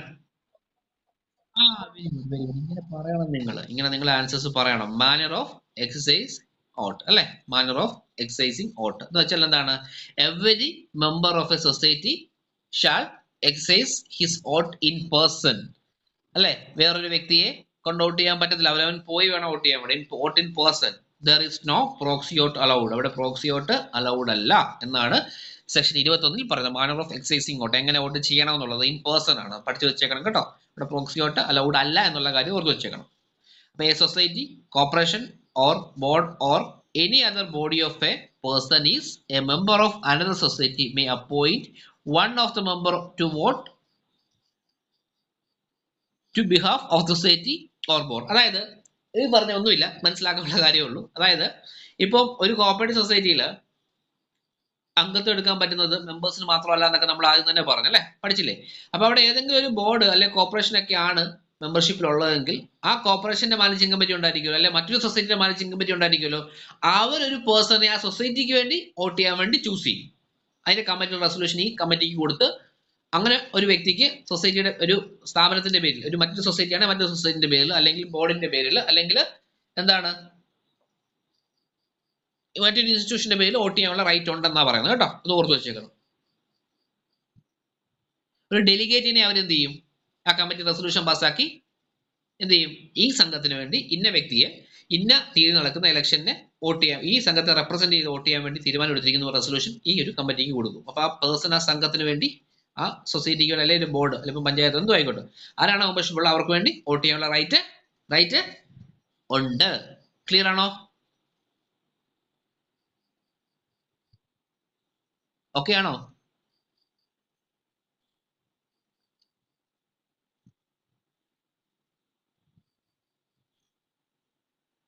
ഓക്കെ. ഇപ്പൊ ആ സംഘം നിങ്ങൾക്ക് ഇനി വേണമെങ്കിൽ സംശയം ചോദിക്കാം. സാറേ ഈ എടുത്തിരിക്കുന്ന ഈ മെമ്പർഷിപ്പ് എടുത്തിരിക്കുന്ന സംഘം വൈൻഡപ്പ് ആയി പോയിരിക്കും, അവിടെ അഡ്മിനിസ്ട്രേറ്റർ ആണെങ്കിൽ എങ്ങനെയാ വോട്ട് ചെയ്യുന്നത് എന്നൊക്കെ നിങ്ങൾക്ക് എന്നോട് ചോദിക്കാം. പക്ഷെ നിങ്ങൾ ആരും ചോദിക്കുന്നില്ല, അതിനകത്തെ പ്രധാന കാര്യം. അതായത് ഇപ്പൊ മെമ്പർഷിപ്പിലുള്ള സംഘം ഒരു സംഘം ഇലക്ഷൻ നടക്കുന്നു. ആ സംഘത്തിൽ മെമ്പർഷിപ്പ് ഉള്ള മറ്റൊരു സംഘം ഇപ്പം നിലവിൽ ഒരു അഡ്മിനിസ്ട്രേറ്റീവ് പദവിയിൽ അവരാണ് ഭരിക്കുന്നതെങ്കിൽ ആ അഡ്മിനിസ്ട്രേറ്റർക്ക് തീരുമാനിക്കാം കേട്ടോ ആരാണ് വോട്ട് ചെയ്യേണ്ടതെന്നുള്ളത് കേട്ടോ. അഡ്മിനിസ്ട്രേറ്റർ പറയും ഇന്ന ആളെ വോട്ട് ചെയ്യുന്ന പറഞ്ഞ റെസൊല്യൂഷൻ കൊടുക്കും. അതൊക്കെ അങ്ങനെയൊക്കെ ചോദിക്കുന്നവരുണ്ടായിരുന്നു നേരത്തെയൊക്കെ. ഇപ്പൊ നിങ്ങളൊന്നും ചോദിക്കുന്നുമില്ല, പറയുന്നുമില്ല, ഇങ്ങനെ കേട്ടോണ്ടിരിക്കുന്നു. അതുകൊണ്ട് ഞാൻ പറഞ്ഞതാണ്. ഇത് കേൾക്കും തോറും ലോ ആണ്. നമുക്ക് അറിയാനുള്ള ആഗ്രഹം, അതിന് ഇൻട്രസ്റ്റ് പോലെ നമുക്ക് അറിയാനുള്ള ആഗ്രഹം ഇങ്ങനെ കൂടിക്കൊണ്ടിരിക്കും. പക്ഷെ നിങ്ങളൊന്നും എനിക്ക് തോന്നുന്നില്ല. ആകെ എനിക്ക് ആ ഒരു ഫീൽ ആ ഒരു ഇത് കിട്ടിയത്, ഇൻജക്ഷൻ കിട്ടിയത് നിങ്ങൾ അക്കൗണ്ടൻസി എടുത്തപ്പോഴാണ്. നിങ്ങൾ ചെറുപറ ആൻസർ പറയുന്നത്. ബാക്കിയൊരു സബ്ജക്റ്റിൽ നിന്ന് അങ്ങനെ ഒരു താല്പര്യം ഞാൻ കണ്ടില്ല. എനിക്കറിയില്ല എന്താന്നുള്ളത്. ഓക്കെ, പറയുന്നതൊക്കെ മനസ്സിലാകുന്നുണ്ടോ അതെനിക്ക് അറിഞ്ഞാൽ മതി. നിങ്ങൾ ഒന്ന് കമന്റ് ചെയ്യണേ. നിങ്ങൾക്ക് ഞാൻ പറയുന്ന കാര്യങ്ങൾ ദഹിക്കുന്നുണ്ടോ, ഡൈജസ്റ്റ് ആവുന്നുണ്ടോ, കിട്ടുന്നുണ്ടോ? നിങ്ങൾ ഒരുപാട് ക്ലാസ്സിലൊക്കെ ഇരുന്നിട്ടുണ്ടായിരിക്കാം ഇതിനു മുമ്പ്, ഒരുപാട് ആളുകളുടെ. ഞാൻ പറയുന്ന കാര്യങ്ങൾ നിങ്ങൾക്ക് ഓക്കെ ആണോ, കിട്ടുന്നുണ്ടോ? ഒന്ന് കമന്റ് ജസ്റ്റ് ഇടണേ, ഒന്ന് മനസ്സിലാക്കാൻ വേണ്ടി. അല്ലെങ്കിൽ ആ പാറ്റേൺ മാറ്റാൻ എനിക്ക് നമുക്കറിയാമല്ലോ. നിങ്ങൾക്ക് ഇത് യൂസ്ഫുൾ ആണോ, അതിനുവേണ്ടിയാണ് ഈ പറയുന്നത്. ക്ലിയർ ആകുന്നുണ്ടോ പറയുന്ന കാര്യങ്ങൾ? ഓക്കെ, ഒരാൾ ഇട്ടിട്ടുണ്ട്. നിങ്ങൾ എല്ലാവരുടെയും കമന്റ് ഞാൻ വായിക്കാൻ റെഡി ആയിട്ടിരിക്കുകയാണ്. അത് നെഗറ്റീവ് ആണെങ്കിലും ഓക്കെ, പ്രശ്നമൊന്നുമില്ല. അത് നമ്മൾ പോസിറ്റീവ് ആക്കാൻ ശ്രമിക്കും മാക്സിമം. ക്ലിയർ ആണോ? ഒരാൾക്ക് മാത്രമേ ക്ലിയർ ആയിട്ടുള്ളൂ അല്ലേ? ബാക്കി ആരും ക്ലിയർ ആയിട്ടില്ല എന്ന് വിശ്വസിക്കുക അല്ലേ? അങ്ങനെയാണോ?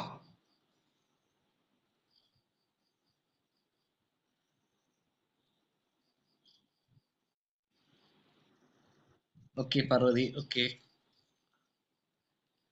പഠിക്കണേ, പറയുന്ന കാര്യങ്ങൾ മനസ്സിലാക്കി പോകണം. വലിച്ചൊന്നും പറയുന്നില്ല, നിങ്ങൾ ശ്രദ്ധിക്കണം.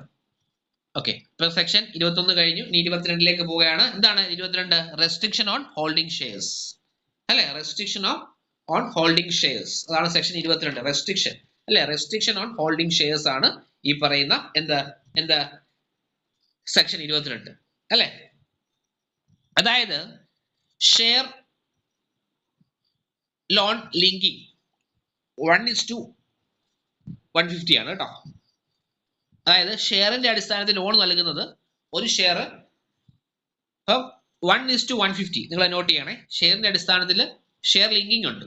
1:150 ആണ്. ഷെയറിന്റെ അടിസ്ഥാനത്തിലാണ് ലോൺ നൽകുന്നത് കേട്ടോ. ലോൺ നൽകുന്നത് അതാണ് റെസ്ട്രിക്ഷൻ ഓഫ് ഹോൾഡിംഗ് ഷെയർസ് എന്ന് പറയുമ്പോൾ നിങ്ങൾ ആദ്യം പഠിക്കേണ്ടത് ഷെയർ ലോൺ ലിങ്കിങ് എന്ന് പറയുന്ന റേഷ്യോ ഉണ്ട്. അത് 1:150 ആണ്. അപ്പൊ ഷെയറിന്റെ അടിസ്ഥാനത്തിലാണ് ലോൺ നൽകുന്നത് മനസ്സിലാക്കണം.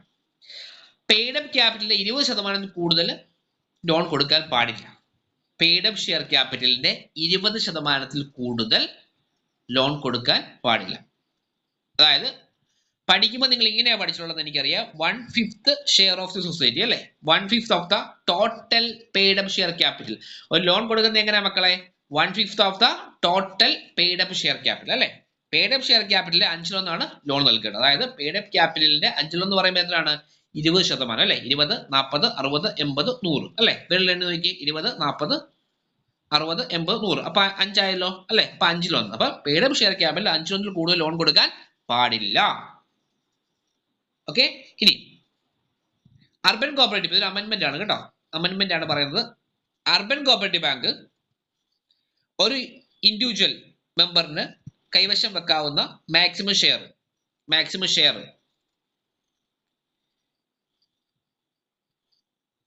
അർബൻ കോപ്പറേറ്റീവ് ബാങ്കിന്റെ ഷെയർ ക്യാപിറ്റൽ 5% മാത്രമാണ്. 5% മാത്രമാണ് കേട്ടോ.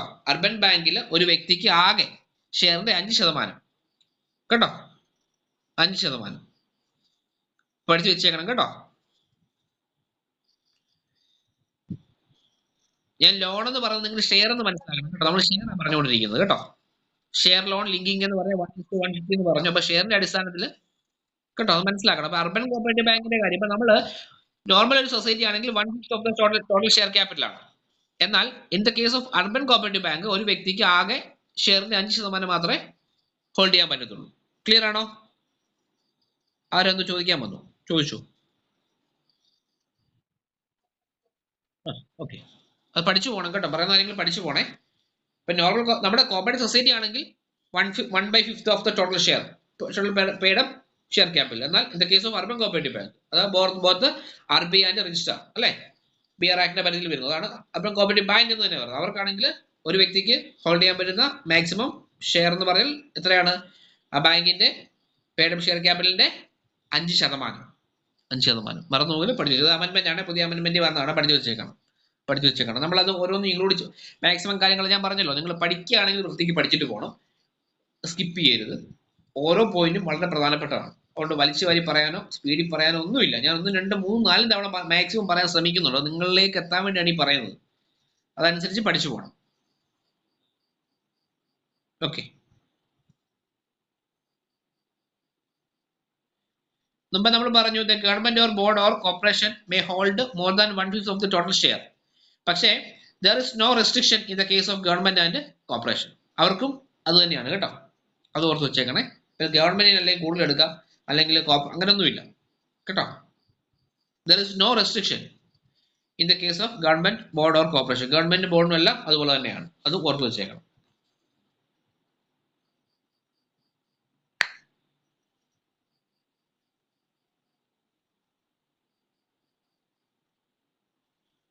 അത് ഗവൺമെന്റ് ഗസറ്റ് പബ്ലിഷ് ചെയ്ത് ഗവൺമെന്റ് ഗസറ്റിൽ ഒരു എന്താണ് എക്സംഷൻ ഇല്ല, എക്സംഷനിൽ നിന്ന് എക്സെപ്റ്റ് ചെയ്തിട്ടുള്ള കാര്യം അത് നോട്ടിഫിക്കേഷൻ വന്നിട്ടുണ്ട് കേട്ടോ. വ്യക്തികൾക്ക് എടുക്കാതെ ഷെയർ തന്നെ ഗവൺമെന്റിനും മറ്റ് കോർപ്പറേറ്റ്സിന് എടുക്കാം, സംഘത്തിൽ എടുക്കാന്നുള്ളതിന്റെ ഗസറ്റ് ഓർഡർ ഉണ്ട് കേട്ടോ. അത് ഓർത്ത് വെച്ചാൽ മതി. നമ്പർ ഒന്നും വേണം, ഓർഡർ നമ്പർ ഒന്നും പഠിക്കണ്ട, നമുക്ക് മനസ്സിലാക്കിയാൽ മതി. ഇനി സെക്ഷൻ 23. എന്താണ് സെക്ഷൻ 23 പറഞ്ഞത്? സെക്ഷൻ 23 പറഞ്ഞാൽ എന്താ മക്കളെ? സെക്ഷൻ 23 പറഞ്ഞാൽ എന്താണ്? Section 23 restriction on transfer of shares അല്ലേ? Restriction on transfer of shares ആണ് സെക്ഷൻ 23 പറഞ്ഞാൽ അല്ലേ?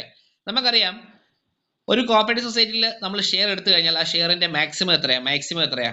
എത്ര നാൾ കഴിഞ്ഞ് നമുക്ക് ഷെയർ തിരിച്ചെടുക്കാൻ സാധിക്കുന്നത്?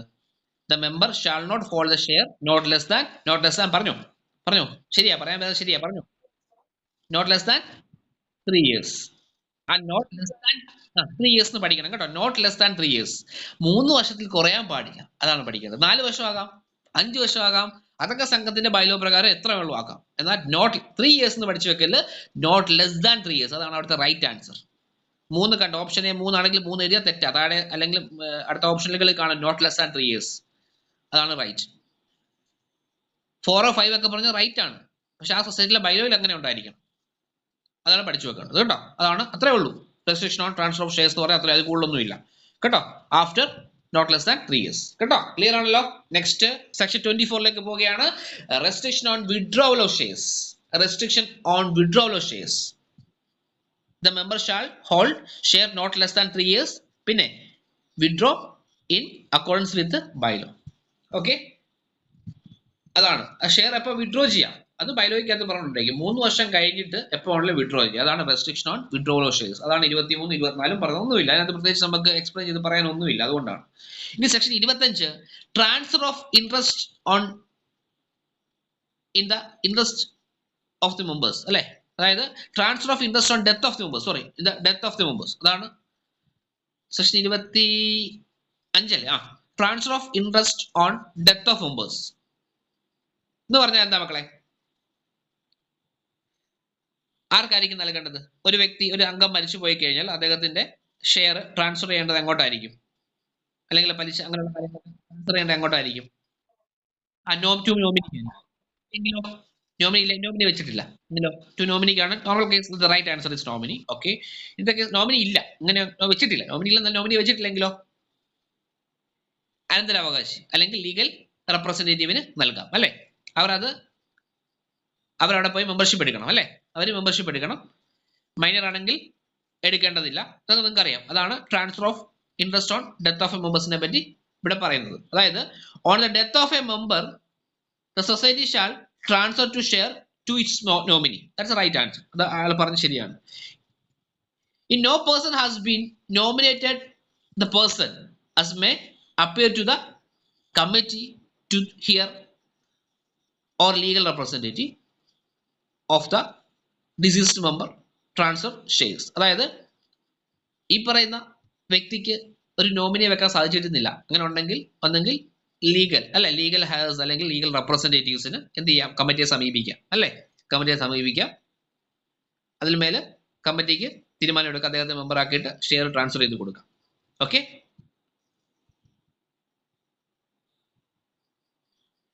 അപ്പൊ അങ്ങനെ കൊടുക്കണമെങ്കിൽ ആ നോമിനി ഉണ്ടെങ്കിൽ നോമിനി അല്ലെങ്കിൽ ലീഗൽ റെപ്രസെന്റേറ്റീവ് അല്ലെ? അങ്ങനെയല്ല ഞാൻ പറഞ്ഞത്, ലീഗൽ ഹെയർസ് അല്ലെ?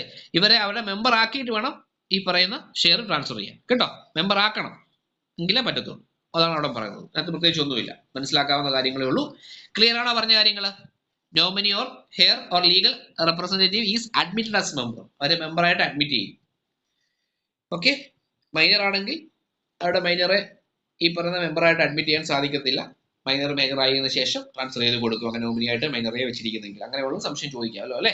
അല്ലേ, ചോദിക്കത്തില്ല അങ്ങനെ. ഓക്കെ, ഇനി section 26 liability of past or disease member. അതാണ് കഴിഞ്ഞ ദിവസം നമ്മൾ പഠിച്ചപ്പോൾ ആരും എന്നോട് ചോദിച്ചിരുന്നു, ഈ ക്ലാസ്സിലുണ്ടോ ആള്? ഞാൻ പറഞ്ഞിട്ട് നമ്മളത് പഠിക്കുമ്പോൾ പറയുമെന്ന്. ആളുണ്ടോ?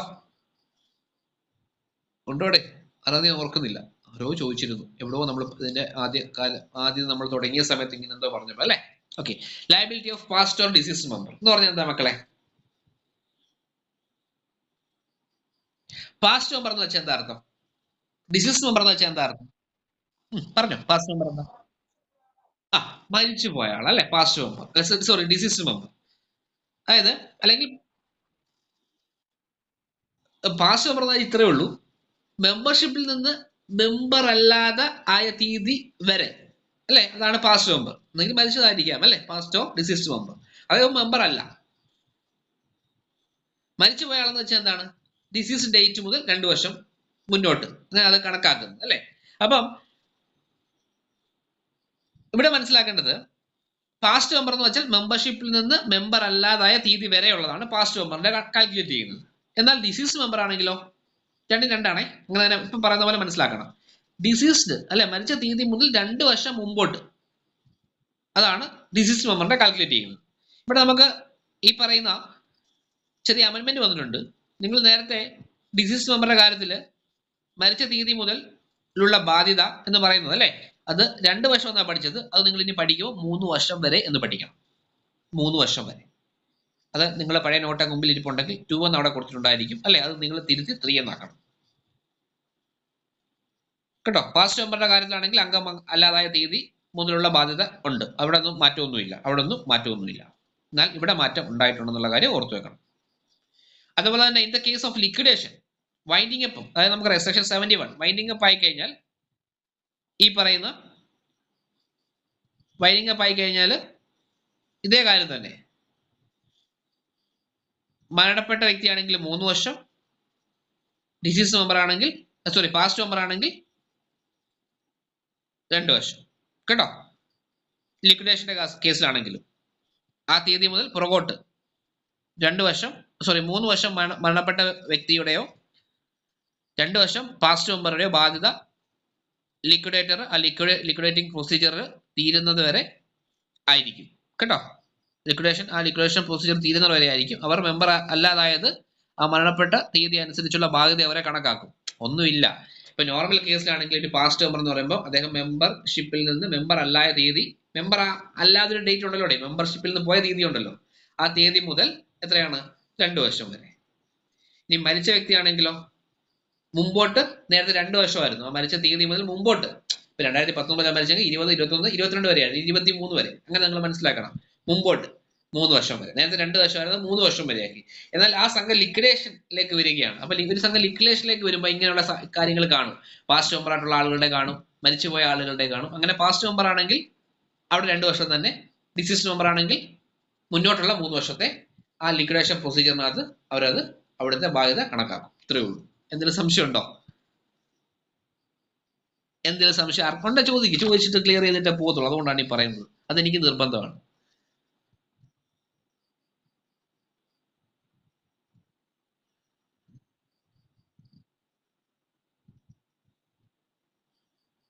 ഓക്കെ ആണോ? റൈറ്റ്, പ്രശ്നമൊന്നുമില്ല, ക്ലിയർ ആണ്. ഓക്കെ, ഓക്കെ ആണോ? ഓക്കെ, ഇനി നിങ്ങൾക്ക് ഇവിടുന്ന് പഠിക്കേണ്ട റൂൾ 16 എന്ന് വെച്ചാൽ ഐഡന്റിറ്റി കാർഡ് ആണ്. Identity card, rule 16 identity card ആണ്, അതൊന്ന് ഓർത്ത് വെക്കണം. ഐഡന്റിറ്റി കാർഡ് നൽകി തുടങ്ങിയ വർഷം ചോദിച്ചാൽ 1992 മുതലാണ് കേട്ടോ. 92 മുതലാണ് ഐ ഡി കാർഡ് നൽകി തുടങ്ങിയത്. ഫോം നമ്പർ 6A, 6Aയും ഫോം നമ്പർ 6Bയും. 6A എന്ന് പറയുമ്പോഴത്തേക്ക് 2 ഫോട്ടോ ഉണ്ടായിരിക്കണമല്ലോ. 6A പ്രകാരം എവിടെയാണ്? I D കാർഡിലും. 6B പ്രകാരം സംഘത്തിന്റെ അല്ലേ അഡ്മിഷൻ രജിസ്റ്ററിലും ഒട്ടിക്കണം അല്ലേ. Okay, A person admitted as A member shall be issued with an ID card form number 6A അല്ലേ? 6A ക്ലിയർ ആണല്ലോ? ഓക്കെ.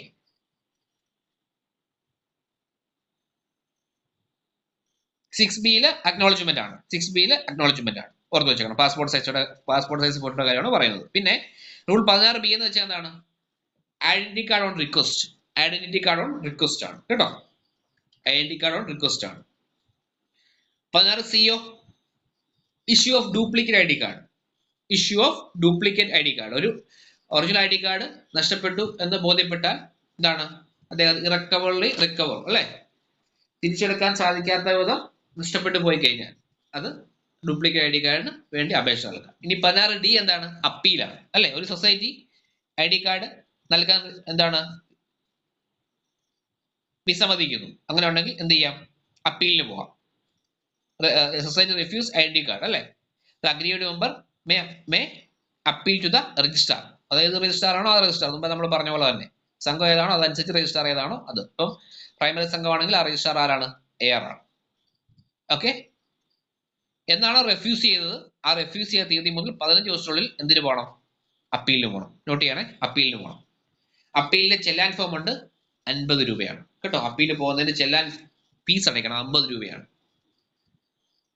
രജിസ്ട്രാർ അതിന്മേൽ 30 ദിവസത്തിനുള്ളിൽ തീരുമാനം എടുക്കണം. ഇതൊക്കെ പഠിക്കണേ. രജിസ്ട്രാർ അതിന്മേൽ 30, നിങ്ങൾ ഷോർട്ട് നോട്ട് എഴുതണം കേട്ടോ പറയുന്ന കാര്യങ്ങൾ. രജിസ്ട്രാർ അതിന്മേൽ 30 ദിവസത്തിനുള്ളിൽ തീരുമാനം എടുക്കണം.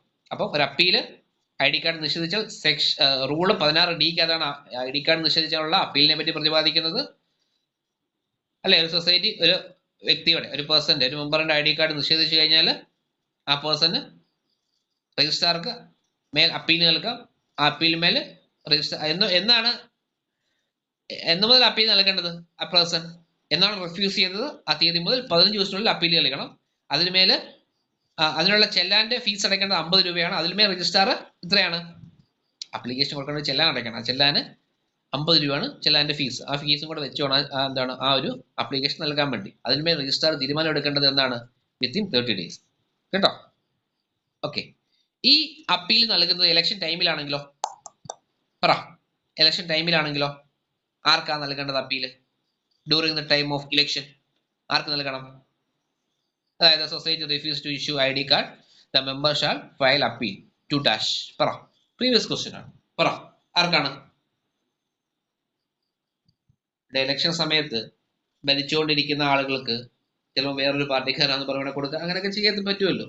വ്യക്തിപരമായിട്ട് വിരോധമുള്ള കൊടുക്കുന്നില്ല. ആ സമയത്ത് ഇലക്ഷൻ സമയത്താണെങ്കിൽ രജിസ്ട്രാർ ആണോ ആൻസർ വരുന്നത്? ആരാണ്? ഇലക്ട്രൽ ഓഫീസർ കേട്ടോ.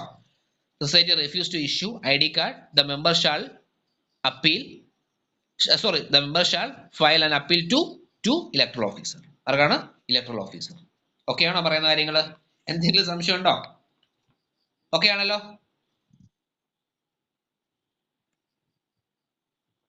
ഈ 16E ഉണ്ട് കേട്ടോ. Rule 16E application to central or apex. Rule 16E ആണ് application to central or apex. അതാണ് റൂൾ 16E എന്ന് പറഞ്ഞാൽ. റൂൾ 16E എന്ന് പറഞ്ഞാൽ ഒരു കോപ്പറേറ്റീവ് സൊസൈറ്റി സ്റ്റേറ്റ് കോപ്പറേറ്റ് യൂണിയനിലേക്കാണ് അഫിലിയേറ്റ് ചെയ്യണമെങ്കിൽ ഫോം നമ്പർ 14 ആണ് കേട്ടോ. ഫോം നമ്പർ 14 SUയിലേക്ക് അഫിലിയേറ്റ് ചെയ്യണമെങ്കിൽ ഫോം നമ്പർ 14. ഒരു കോപ്പറേറ്റീവ് സൊസൈറ്റി അവരുടെ അപ്പെക്സ് ഓർ സെൻട്രൽ സൊസൈറ്റിയിലേക്ക് ആണ് അഫിലിയേറ്റ് ചെയ്യണമെങ്കിൽ ഫോം നമ്പർ എത്ര? പറഞ്ഞ കഴിഞ്ഞ ദിവസം പഠിച്ചല്ലേ. ഫോം നമ്പർ എത്ര? 31 അല്ലേ? Form number 31. നിങ്ങൾ പഠിക്കുന്നില്ലേ പറയുന്ന കാര്യങ്ങളൊന്നും? കഴിഞ്ഞ ക്ലാസ്സിൽ പറഞ്ഞാണല്ലോ ഇത്. ഫോം നമ്പർ 31 അത് പഠിച്ചോണം കേട്ടോ.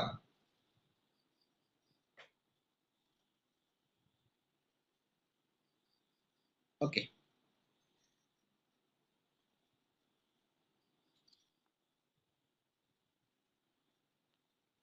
ബാക്കി റൂൾസ് ഒക്കെ നമ്മൾ സെക്ഷനോടൊപ്പം തന്നെ പറഞ്ഞതാണ് അല്ലേ. അപ്പം ഇത്രയും കാര്യങ്ങൾ വൃത്തിക്ക് പഠിച്ചോണം. ഇന്ന് പഠിപ്പിച്ചതിനകത്ത് എന്തെങ്കിലും സംശയം ഉണ്ടോ? ബാക്കി റൂളെല്ലാം ഡീറ്റെയിൽ ആയിട്ട് നോട്ട്സിനകത്ത് ഉണ്ടായിരിക്കും. ബാക്കി ഇപ്പം പറഞ്ഞ കാര്യങ്ങളൊക്കെ നമ്മൾ റൂളുമായി ചേർത്ത് പറഞ്ഞതാണ്. എന്തെങ്കിലും സംശയം ഇതുമായി ബന്ധപ്പെട്ടുണ്ടോ? ഇന്ന് പഠിപ്പിച്ചതുമായി ബന്ധപ്പെട്ട് എന്തെങ്കിലും സംശയം ഉണ്ടോ ആർക്കെങ്കിലും? ക്ലിയർ ആണോ? ഓക്കെ ആണോ? അപ്പൊ നമുക്ക് ഇന്നിവിടെ വൈൻഡ് അപ്പ് ചെയ്യാം കേട്ടോ. ഇന്നിപ്പോ വൈൻഡ് അപ്പ് ചെയ്യാം. അടുത്ത ചാപ്റ്റർ 4 മറ്റൊരു ദിവസം നമുക്ക് പഠിക്കാം കേട്ടോ. ചാപ്റ്റർ 4 മറ്റൊരു ദിവസം നമുക്ക് പഠിക്കാം. അപ്പൊ ഇന്ന് ചാപ്റ്റർ 3യുടെ പോർഷൻസ് നമ്മൾ കവർ ചെയ്തിട്ടുണ്ട്. അപ്പൊ അടുത്ത ദിവസം നമുക്ക് ചാപ്റ്റർ 4 മാനേജ്മെന്റ് ഓഫ് സൊസൈറ്റീസ് ഉണ്ട് അല്ലെ, ഫൈനൽ അതോറിറ്റി ഒക്കെ വരുന്നത്. അത് നമുക്ക് ചാപ്റ്റർ 4 ബാക്കിയുള്ള കാര്യങ്ങൾ അടുത്ത ദിവസം പഠിക്കാം. അപ്പൊ ഇന്ന് പഠിച്ച കാര്യങ്ങളൊക്കെ വൃത്തിക്ക് മനസ്സിലാക്കി എന്തെങ്കിലും സംശയം ഉണ്ടെങ്കിൽ അത് വാട്സപ്പിലാണെങ്കിലും ചോദിച്ച് ക്ലിയർ ചെയ്ത് പഠിച്ചു വേണം പോവാൻ കേട്ടോ. Okay, thank you.